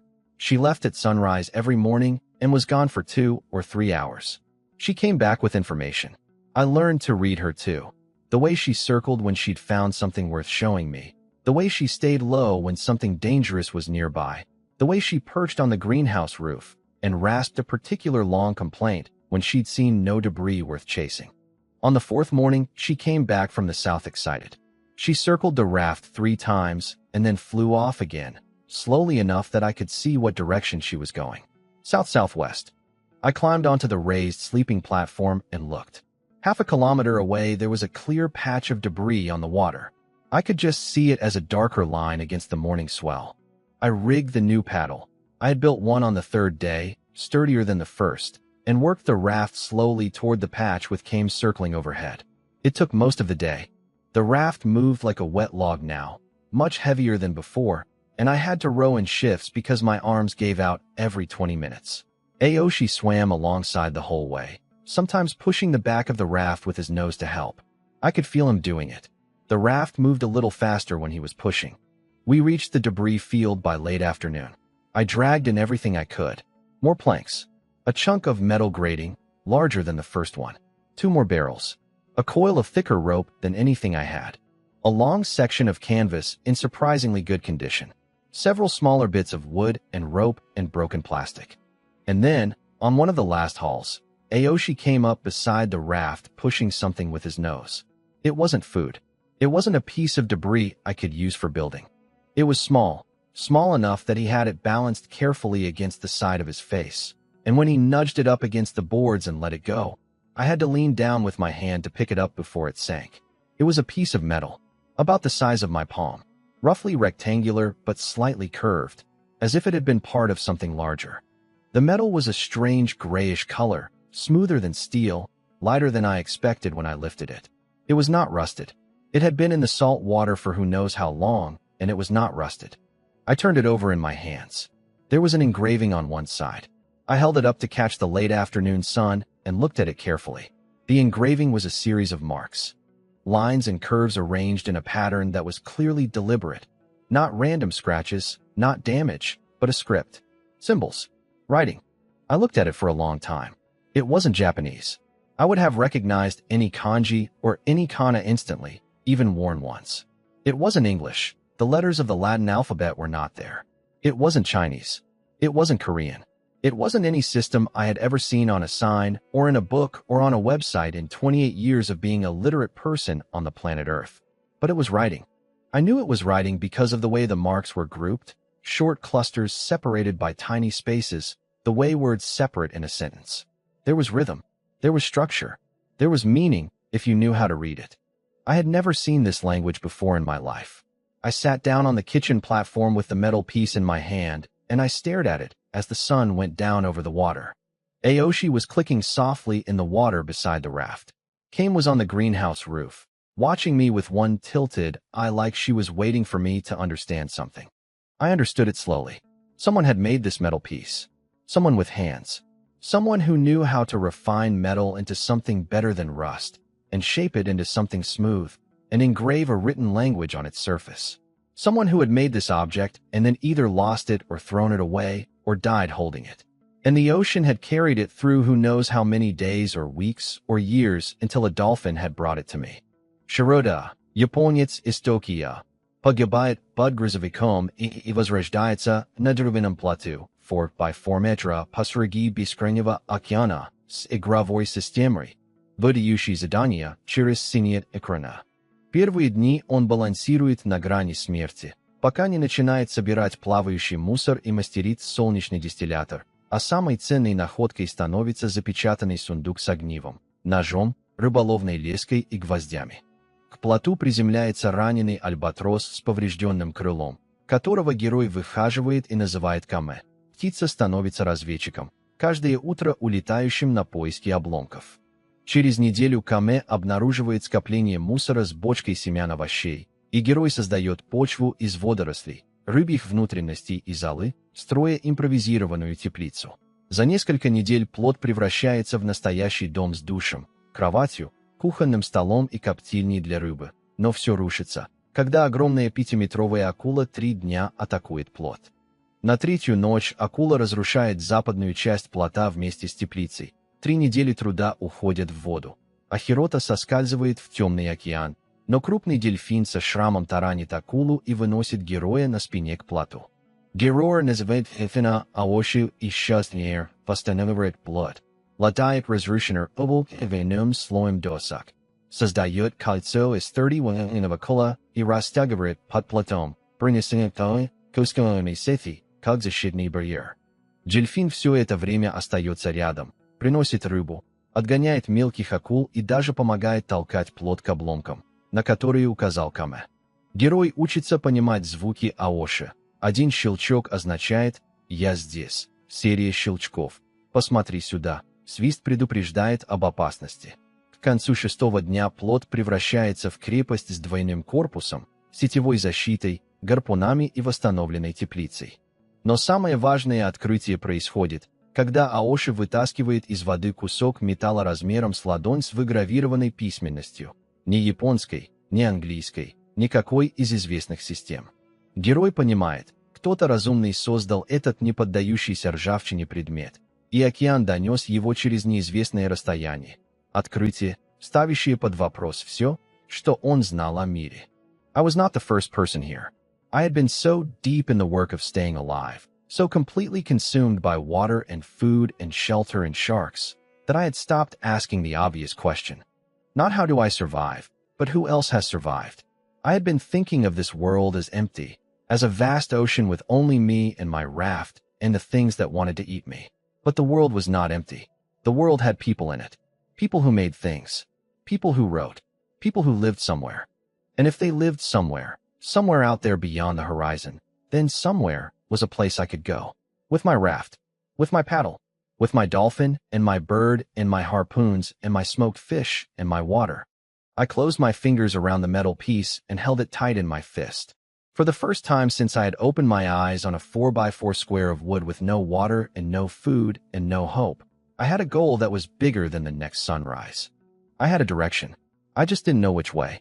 I stayed up that night long after the fire had burned down, sitting on the kitchen platform with the metal in my hand and the engraving turned toward the moonlight. Aoshi surfaced once, made a long, low sound. Not a warning, just a presence, and went back under. Came slept with her head tucked under her wing. Somewhere out there in the dark, a long way off, something was about to come for me. I felt it. Not the way you feel a guess. The way you feel a fact. The smaller sharks had been driven off. The juvenile from week 1 had not been seen. Aoshi had been calmer for 2 days in a row. That was wrong. That was the wrong kind of calm. The way the sea gets quiet before a big storm comes through it. Something was clearing the way for itself. I tucked the metal piece into a small cloth pouch I had made for the flint and steel and tied the pouch to the inside of my waistband, where I would not lose it. Then I checked both harpoons. I checked the lashing on the rope. I checked the perimeter stakes one more time, walking the entire edge of the raft slowly in the moonlight, running my hands along each stake to feel for any that were loose. They were all tight. The raft was as ready as it would ever be. I lay down on the bed under the canvas roof, and I closed my eyes and I waited for whatever was coming. I woke up to silence. That was the first wrong thing. Mornings on the raft had a sound. Water lapping against the hull, came rustling on the greenhouse roof, the small slap of a fish breaking the surface somewhere nearby. Sometimes the soft click of Aoshi surfacing for a breath. There were always sounds. The ocean was never quiet. This morning the ocean was quiet. I opened my eyes and lay on the bed under the canvas roof and listened. Nothing. No fish. No birds. No clicks from the water. The wind was moving across the sail of the desalinator the way it always did, but underneath the wind there was nothing else. I sat up slowly. Aoshi was at the eastern edge of the raft, motionless in the water. He was not swimming. He was not circling. He was just hanging there, holding his position with small flicks of his tail, with his head turned toward the western horizon and his whole body still in a way I had never seen him still before. Kame was on the highest point of the kitchen platform with her wings half spread, like she was about to take off but had stopped at the last second.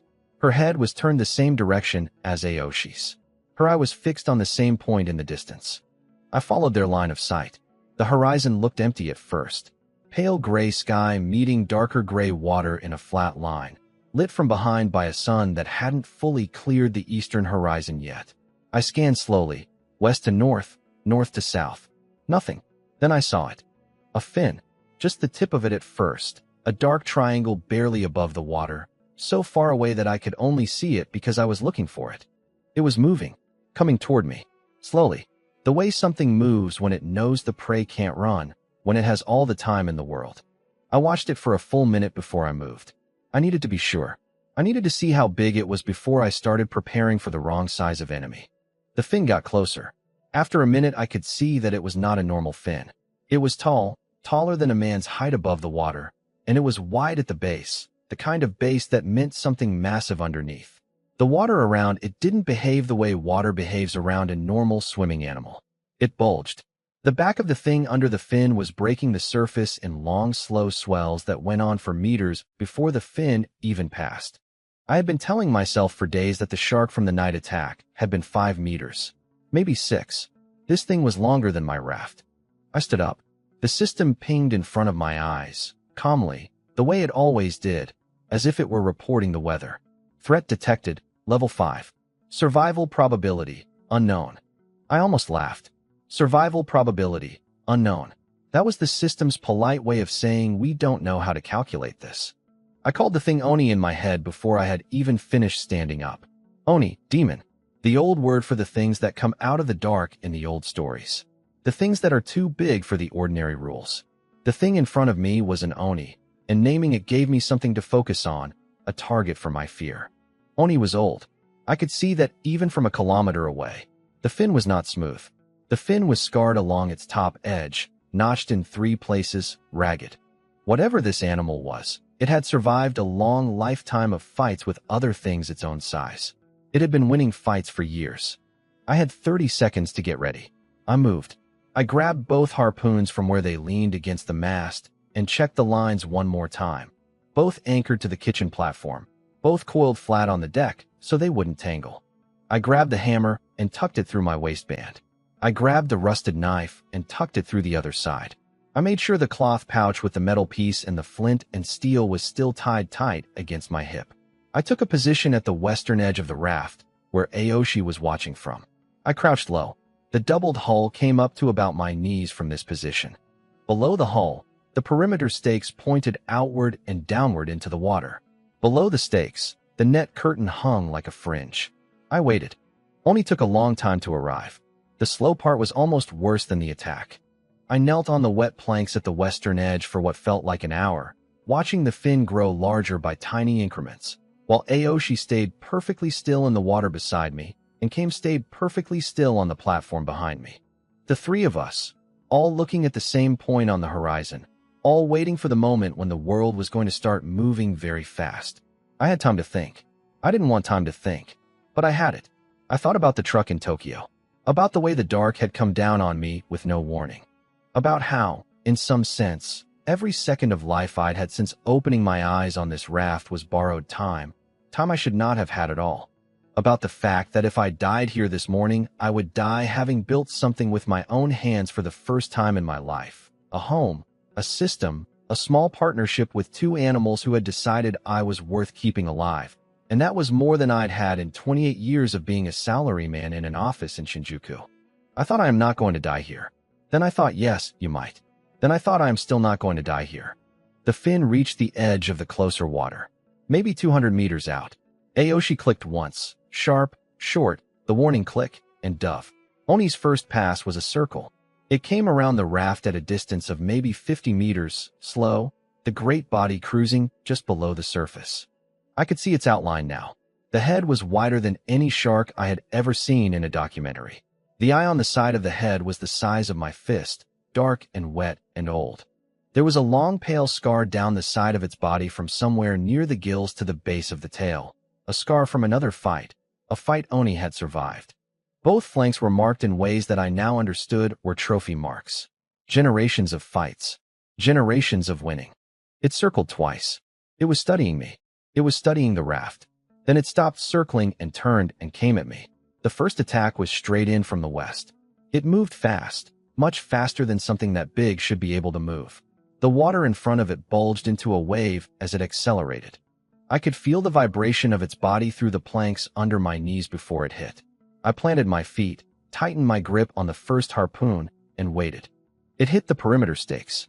3 of the stakes on the western side took the full force of the charge. I heard wood crack.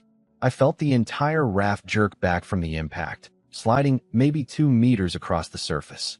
I lost my footing for a second and caught myself with one hand on the deck. Above me Kame screamed. But the stakes held, barely. 2 of them snapped at the lashing. The third one, the central one, drove into Oni's side just behind the gills and stuck. I saw it happen. I saw the wood disappear into the great gray flank and dark fluid bloom into the water around the wound. Oni twisted away. The stake stayed in. Oni made a sound. Not a roar. Sharks can't roar. but a low rumbling thump that I felt through the water and the planks. The sound of an animal in pain, made by a body big enough to broadcast pain physically. It pulled back maybe 20 meters. Circled. The stake was still in its side, dark fluid trailing behind it now in the water. Then it dove. I knew what it was going to do. I had been afraid of this from the moment I'd seen its size. It was going to come up from below. I scrambled to the center of the raft and braced. I gripped the harpoon in both hands and held it ready. Aoshi was somewhere down there too. I knew. He had dived the moment Oni had charged, and I hadn't seen him since. I had to trust him. There was nothing else to do. The hit came up under the southern edge. It was massive. The whole raft heaved up and twisted. The southern side rose almost a meter out of the water and slammed back down. I went sprawling. The harpoon flew out of my hand and clattered across the deck. The smoking rack tipped and came apart. Kim screamed again somewhere and took off into the air, beating her wings hard. I rolled to my hands and knees and looked over the southern edge. The net. Oni had hit the net. The mesh had wrapped around its head and one of its front fins, and now Oni was thrashing in the water with the net dragging at it. Not enough to stop it. Not nearly, but enough to confuse it. Enough to make its movements clumsy. The dark fluid from the stake wound was clouding the water around it. Its body was so long that I could see most of it from above, gray and pale-bellied and twisting. Aoshi came in from the side. He came in fast, full speed, head down, and he hit Oni in the same place the stake was already buried. He drove it deeper. The stake went all the way in, and Oni made the rumbling pain sound again, louder this time, and the water around them turned dark. I grabbed the harpoon off the deck. I had one chance to do this right. The harpoon line was anchored to the kitchen platform. I had maybe 10 meters of slack. Oni was about 8 meters away, half tangled in the net, half on its side from Aoshi's hit. The eye was facing up. The eye was fist-sized and dark and looking at nothing right now because of the pain. I planted my feet on the doubled hull and threw. I had never thrown a spear in my life. I had no technique. I had only the certainty that this was the only chance I was going to get. I put every gram of strength I had into the throw and watched the harpoon sail in a flat arc across the water and come down on Oni's body just behind the eye, in the side of its head. The iron point sank in. It did not bounce. It did not slide. The angle was right and the bone was thin in that spot, and the harpoon went in and the line went taut and the kitchen platform behind me shuddered as the rope took the strain of all that weight. Oni convulsed. It thrashed sideways with a force that nearly tore the kitchen platform out of the raft. The rope sang. The platform creaked. I grabbed the rope with both hands to take some of the strain off the anchor, and the rope burned through my palms in a single second, leaving 2 red lines across both hands. I let go and grabbed the second harpoon instead. Above me, came down out of the sky like a thrown rock. She hit Oni's good eye. She had been waiting for it. She had been circling above us the whole time with that one ruined wing flapping faster than I had ever seen it flap, and she had been watching, and she had seen the moment Oni's head turned upward, and she had come down on it from the air. She hit the eye with her beak. The shark's other eye. Oni went blind. I want to be careful here because I was watching this happen and I am still not completely sure what I saw. The eye was very large. Kim's beak was very sharp. There was a sudden cloud in the water around Oni's head. Not the dark wound fluid this time, but something cloudier, paler, and Oni's body started moving in a different way after that. Not toward the raft anymore. Not toward Aoshi. Not toward anything specific. It was thrashing in all directions at once, sweeping with its great tail at empty water, snapping its jaws at nothing. It was blind. Aoshi understood before I did. He came up on the western side of the thrashing Oni, and he made a series of clicks and whistles that I had never heard him make before. Fast, urgent, almost like commands, and then he started pushing. He pushed Oni toward the southern stakes. He used his head and his whole body and the natural drift of the current, and he steered the blind shark toward the side of the raft where the perimeter defense was thickest. Oni did not know what was happening. Oni was thrashing and snapping, and the pain was overwhelming all of its other senses, and it followed the only solid thing it could feel against its body, which was Aoshi pushing from the side. I saw what was happening, and I scrambled for the second harpoon and ran across the deck to the southern edge. Oni hit the southern stakes with most of its body length. 6 stakes drove into its flank. Some of them broke. 3 of them held. The body twisted against the doubled hull, and the raft tipped sideways from the force, and water came over the southern edge in a wash that drenched me to the chest. I leaned out over the edge with the second harpoon in both hands, and I looked down at the great gray head twisting in the foam below me, and I picked the spot where I thought the brain was. Guessing. Just guessing. Working from the half-remembered diagrams of shark anatomy I had seen on the internet years ago, and I drove the second harpoon down with everything I had left. The point went in behind the head where the spine would be in any creature with a spine. Oni went still. Not all at once. There was a long shudder that ran the entire length of its body, from the head where my second harpoon was buried to the tip of the great tail. The thrashing slowed. The jaws kept moving, but slower. The body sagged in the water against the southern stakes. Then it stopped. The whole ocean was quiet. I was breathing very hard, and I could hear it. I could hear Aoshi clicking softly in the water. I could hear Kame's wings as she landed back on the kitchen platform with a small, clumsy thump. I could hear the water lapping against the raft, normal water sounds, regular water sounds, the kind of sounds you hear when nothing is trying to kill you anymore. I sat down on the wet deck. I sat there for a long time. When I looked up again, the sun was higher than it had been when this started. Maybe an hour had passed. Maybe two. I had no real sense of how long the fight had taken. The body of Oni was still pinned against the southern side of the raft, lashed there now by my own harpoon ropes and by the perimeter stakes that had not broken, and by the net that was still wrapped around its head and front fins. It was longer than the raft. I checked. I walked the length of it along the southern edge, and Oni's body extended past the western corner of my raft by almost 2 meters. A creature longer than my home, dead, killed by a man and a bird and a dolphin working together. I sat down on the kitchen platform with my hands in my lap, and I started to shake. Not from cold, from everything else. The shaking went on for a long time, and I let it. I had earned it. Aoshi came up against the side of the raft and clicked. I reached out and put my hand on the top of his head and held it there. I didn't speak. He didn't need me to. He stayed at the edge of the raft for a long time. Breathing slowly through the blowhole, I could see clearly now in the morning light, the side of his body rising and falling against the doubled hull. Kame hopped over to me and made a soft rasp that I had never heard before. Not the complaining rasp. A different one. A quieter one. She bumped her head against my leg. I stroked her good wing. She let me. The three of us stayed like that in silence for a long time. Then I got up to deal with Oni's body, because that body was now the largest single piece of resource I had ever seen in this world, and I was not going to waste any of it. I started cutting that afternoon. The skin came off in strips with the rusted knife. The skin was tough, much tougher than fish skin, and thicker, and patterned with small abrasive scales that made it feel like sandpaper under my hand. I cut a strip almost 2 meters long off one flank and laid it out on the deck to dry. It would make sail material. Better sail material than anything I had. Strong, salt-resistant, tear-resistant. The system pinged. Recipe unlocked. Reinforced sail. Recipe unlocked. Tough clothing. The meat came out in dark red slabs. So much of it that I had no way to process it all in one day.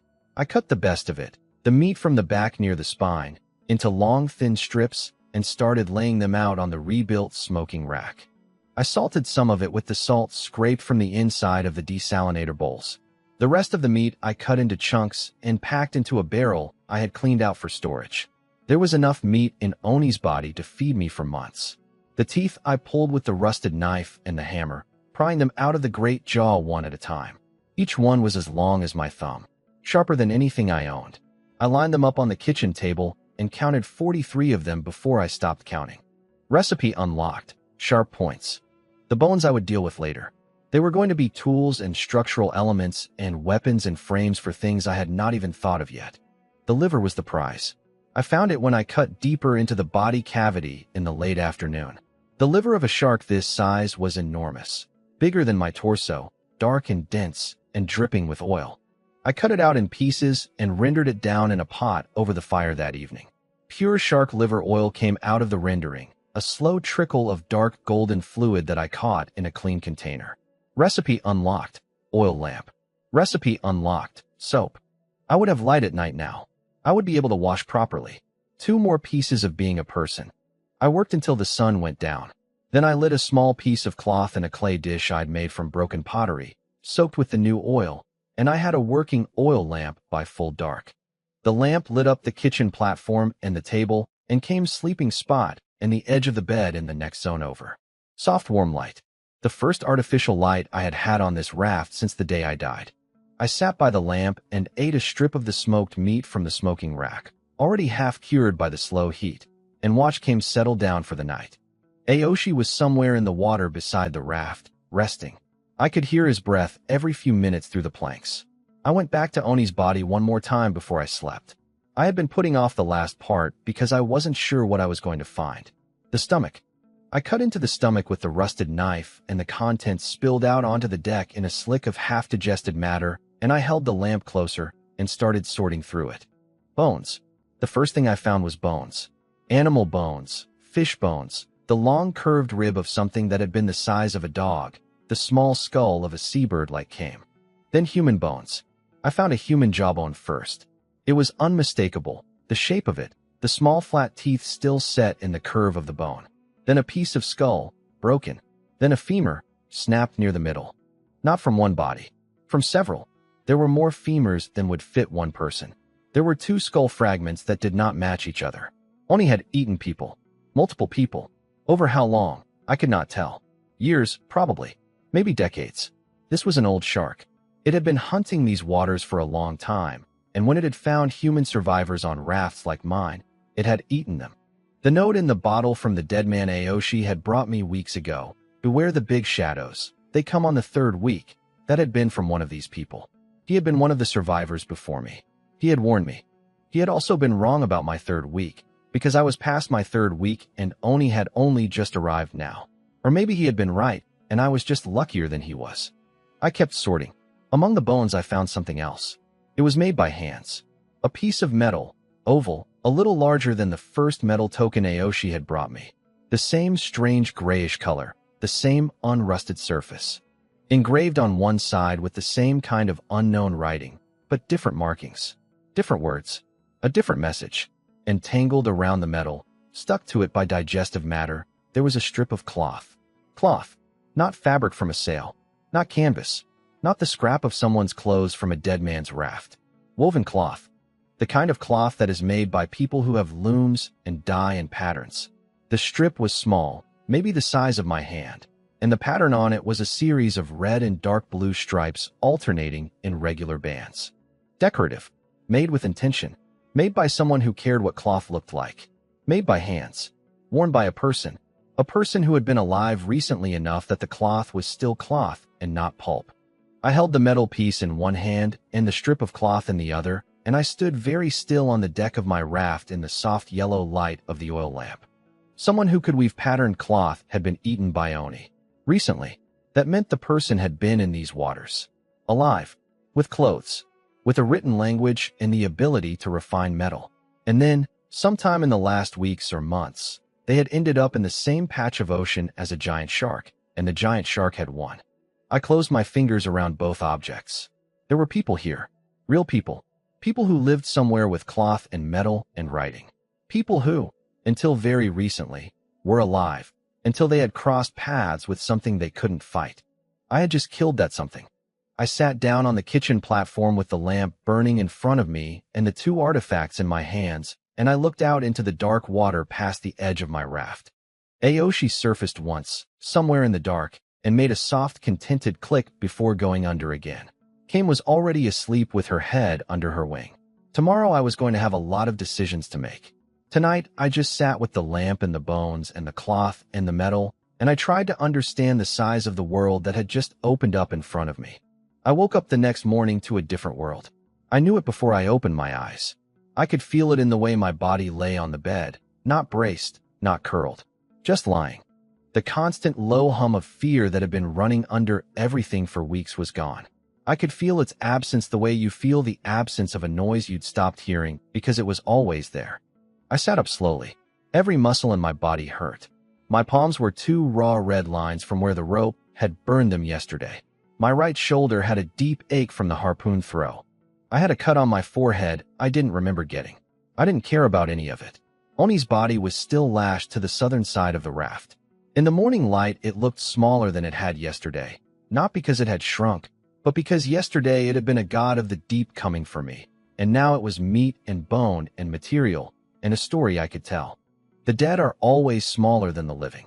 I went to the shower first. I had rebuilt the shower on the southern corner during the rebuilding week. The tank above was almost full from the new desalinator. I stood under it and pulled the peg and let the warm water come down on my head and shoulders and back, and I scrubbed at my arms and chest with my hands until the dried blood and the salt and the slick of Oni's stomach contents from last night came off in the runoff. I held my face up into the trickle and let it run down my closed eyelids and into my mouth. I had soap now. I made the first piece that morning, before anything else. While the water in the tank was still warming up, I rendered a small handful of Oni's liver oil with ash from the fire in a wooden bowl, the way I half remembered from a documentary I had watched a long time ago, and I worked the mixture with my fingers until it became a thick gray paste that didn't quite hold its shape, but would lather when I rubbed it on my skin. Crude. Smelled like fish. But it was soap. Real soap. The kind that made the dirt come off properly instead of just rinsing it. I washed my whole body with it under the slow trickle from the shower tank. When I stepped out from under the shower, I was cleaner than I had been since the truck. My skin was still raw and weather-beaten, and my hair was a mess, and I was thinner than I had been in my old life. I had lost weight on this raft, fish and bean sprouts not being the diet I had grown up on, but I was clean. Kim was sunning herself on the greenhouse roof. She had spread her wings out wide to catch the light, the way seabirds do when they need to dry the salt out of their feathers, and she looked, for the first time since I had met her, like a healthy bird. The crooked wing was still crooked, but the feathers were full and oiled, and she was holding the bad wing as wide as the good one, and the difference in the morning light was almost invisible. Aoshi was beside the raft. He had been beside the raft all night, I think. He surfaced when he saw me and made a long contented click and rolled onto his side, so when I was looking up at me, I went over and crouched at the edge and put my hand on the side of his head. He pushed up against my palm. We stayed like that for a while. I made breakfast at the kitchen table. Smoked oni meat. The strips from yesterday were properly cured now after a night on the rack. And a small bowl of beans from the new greenhouse, the first beans I had managed to grow to harvest since the seed barrel. I ate sitting on my stool at the table with Kame on the other end of the table eating her share of the meat, and Aoshi clicking softly in the water below me. It was the best meal of my life. I am not exaggerating. There has never been a meal in my life, including any of the meals I ever ate in my old life with my mother and father in Yokohama, or any of the dinners I had with friends in Shinjuku after work, or any of the rare times I had gone to a real restaurant for something special, that came close to that simple breakfast on the deck of my raft on the morning after I killed the demon of the deep. I sat at the table for a long time after I had finished eating. I was thinking about something the way you think about something when you have not yet decided to admit you are thinking about it. I was thinking about the metal piece and the strip of cloth. I had laid them both out on the kitchen table beside my food. The two metal tokens, the one Aoshi had brought me and the one from Oni's stomach, were sitting side by side. The strip of woven cloth, with its red and dark blue stripes, was folded next to them. I was thinking about what the day looked like from here. I had a fortress. I had food that would last me for months. I had 3 working desalinators making more water than I needed. I had a bird who could fly and a dolphin who could swim, and a relationship with both of them that had now been tested by combat and held. I had a small new garden that was producing actual food. I had soap. I had a lamp that would burn through the night. I had 2 harpoons and a hammer and a knife and 43 teeth from the largest predator in these waters, ready to be turned into points and tools. I could stay here. I could stay here on this raft for a long time. Maybe forever. Fish in the morning, garden in the afternoon, sleep with the lamp burning low. Aoshi would keep the smaller sharks away. Kim would scout for debris. The desalinators would keep making water as long as the sun kept rising. I had built a life that was sustainable in a way my old salaryman life had never been sustainable. I had built something that worked. I could stay, but I knew I wasn't going to. I had known I wasn't going to from the moment I had picked up the metal token from Oni's stomach last night. Maybe even from the moment Aoshi had brought me the first one. The decision had been made days ago in some quiet part of me that I hadn't yet talked to. The world had people in it. People who made things. People who wove cloth and patterns. People who had a written language I had never seen. And I was a man, not a survivor, not just a body that had figured out how to stay alive. and a man cannot live next to the proof of a civilization and never go and see it. I picked up the strip of cloth and held it up in the morning light. The red and the blue stripes alternated in a pattern that was completely unfamiliar to me. Not Japanese, not Chinese, not anything. But the care of it. Someone had chosen those colors. Someone had set up a loom and woven those bands deliberately because they thought stripes were better than a plain weave. That care was the most human thing I had touched in this world. More human than my own face in the reflection of the desalinator water. I had to go find them, even if they were dangerous, even if they spoke a language I could not learn, even if they were nothing like me. I had to go and see. I stood up from the table. Kim was looking at me. I think she knew. Animals know things in a way that has nothing to do with language. She tilted her head at me and made a small inquiring rasp. "We're going," I said to her. I went to work right away. I spent most of the morning finishing the things that needed finishing before the raft could move. I cured the strip of skin from Oni's flank that I had laid out yesterday.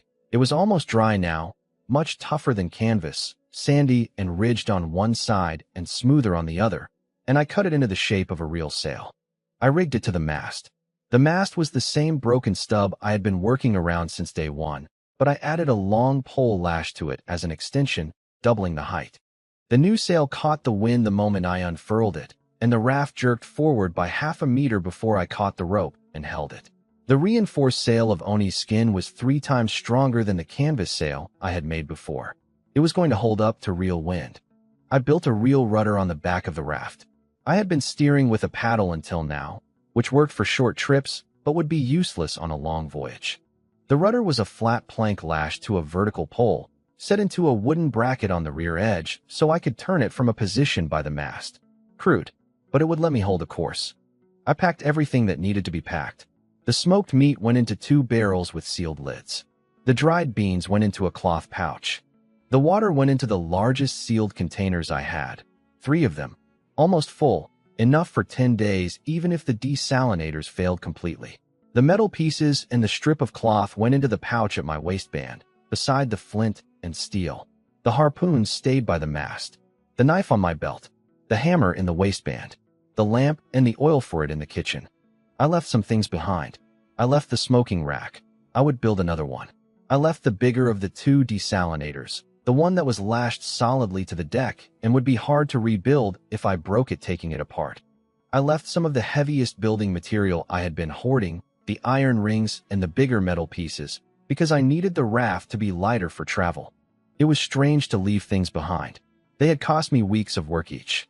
But the raft was the home, not the things in it, and the raft was coming with me. By mid-morning, everything was ready. Then I waited for Kame. I sent her up. It wasn't a complicated thing. I just stood on the kitchen platform and looked at her and pointed up at the sky and made the small gesture I had been making for the last week when I wanted her to scout.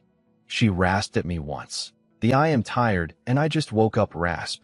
And then she launched herself into the air with a hard double flap of her wings and climbed. She climbed higher than I had ever seen her climb. I think she understood the importance. I think she had been watching me pack, and she knew this morning was different from the other mornings. She went up and up until she was a small dark mark against the pale blue, and then she leveled out and started flying in a wide, slow circle around the raft. Bigger than her usual scouting circle. Much bigger. She was looking far. She circled for almost an hour. I sat on the kitchen platform with my hand shading my eyes, and I watched her, and Aoshi watched her too. He was floating beside the raft on his side with one eye out of the water, tracking her against the sky. Neither of us moved much. We were both waiting on her. She came back finally in a long, slow descending arc from the northwest. She landed on the kitchen platform with a small thump and folded her wings and looked at me and made a long, complicated series of rasps that I could not parse into anything specific. But she had something in her beak. She dropped it onto the table in front of me. A leaf. A fresh green leaf, oval, with serrated edges and a stem still attached, glossy on one side and matte on the other. It was not seaweed. It was not anything that lives in the ocean. It was the leaf of a real tree, the kind of tree that grows in soil, with roots and a trunk and branches, the kind of tree that exists on land. It was bright green. It was fresh. It had been alive on the tree probably an hour ago. I picked it up with my fingers. The leaf was warm from being in Kame's beak. There was a single drop of moisture clinging to the underside, near the stem. I touched the drop with the tip of my finger and brought my finger to my tongue. Fresh water. Plant water. There was land out there. There was land out there, and Kame had flown to it and back inside an hour, which meant it could not be more than 15 kilometers away. Maybe 20. Within a day's journey under sail. Within reach of one good day of travel for a raft like mine. I sat on the kitchen platform with the leaf in my hand, and Kame standing on the table in front of me with her one good wing tucked against her side, and her one bad wing held a little crooked, and I started to laugh. Quietly at first, then a little louder.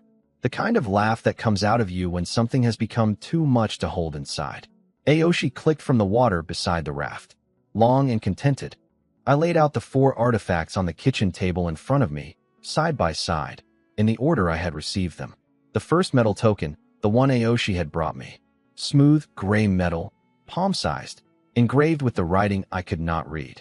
The strip of patterned cloth from Oni's stomach. Red and dark blue stripes, woven by hands. The second metal token, the larger one, also from Oni's stomach. Engraved with different words, but the same script. The fresh green leaf from Kame, with its drop of plant water. I looked at them in their row. Each one had come from a different direction and a different source. The dolphin from the depths, the shark's belly from the past, the bird from the air. And every one of them pointed the same way. Every one of them said there is more than this raft. Every one of them was a piece of the same answer. I stood up. I went to the mast and took hold of the rope that controlled the new reinforced sail. I went to the rudder and put my hand on the steering pole. I looked west, the direction Kame had come back from, and I unfurled the sail. The wind was good that morning. It was a steady wind, blowing from the east, the way it had been blowing for most of the days I had been on this raft.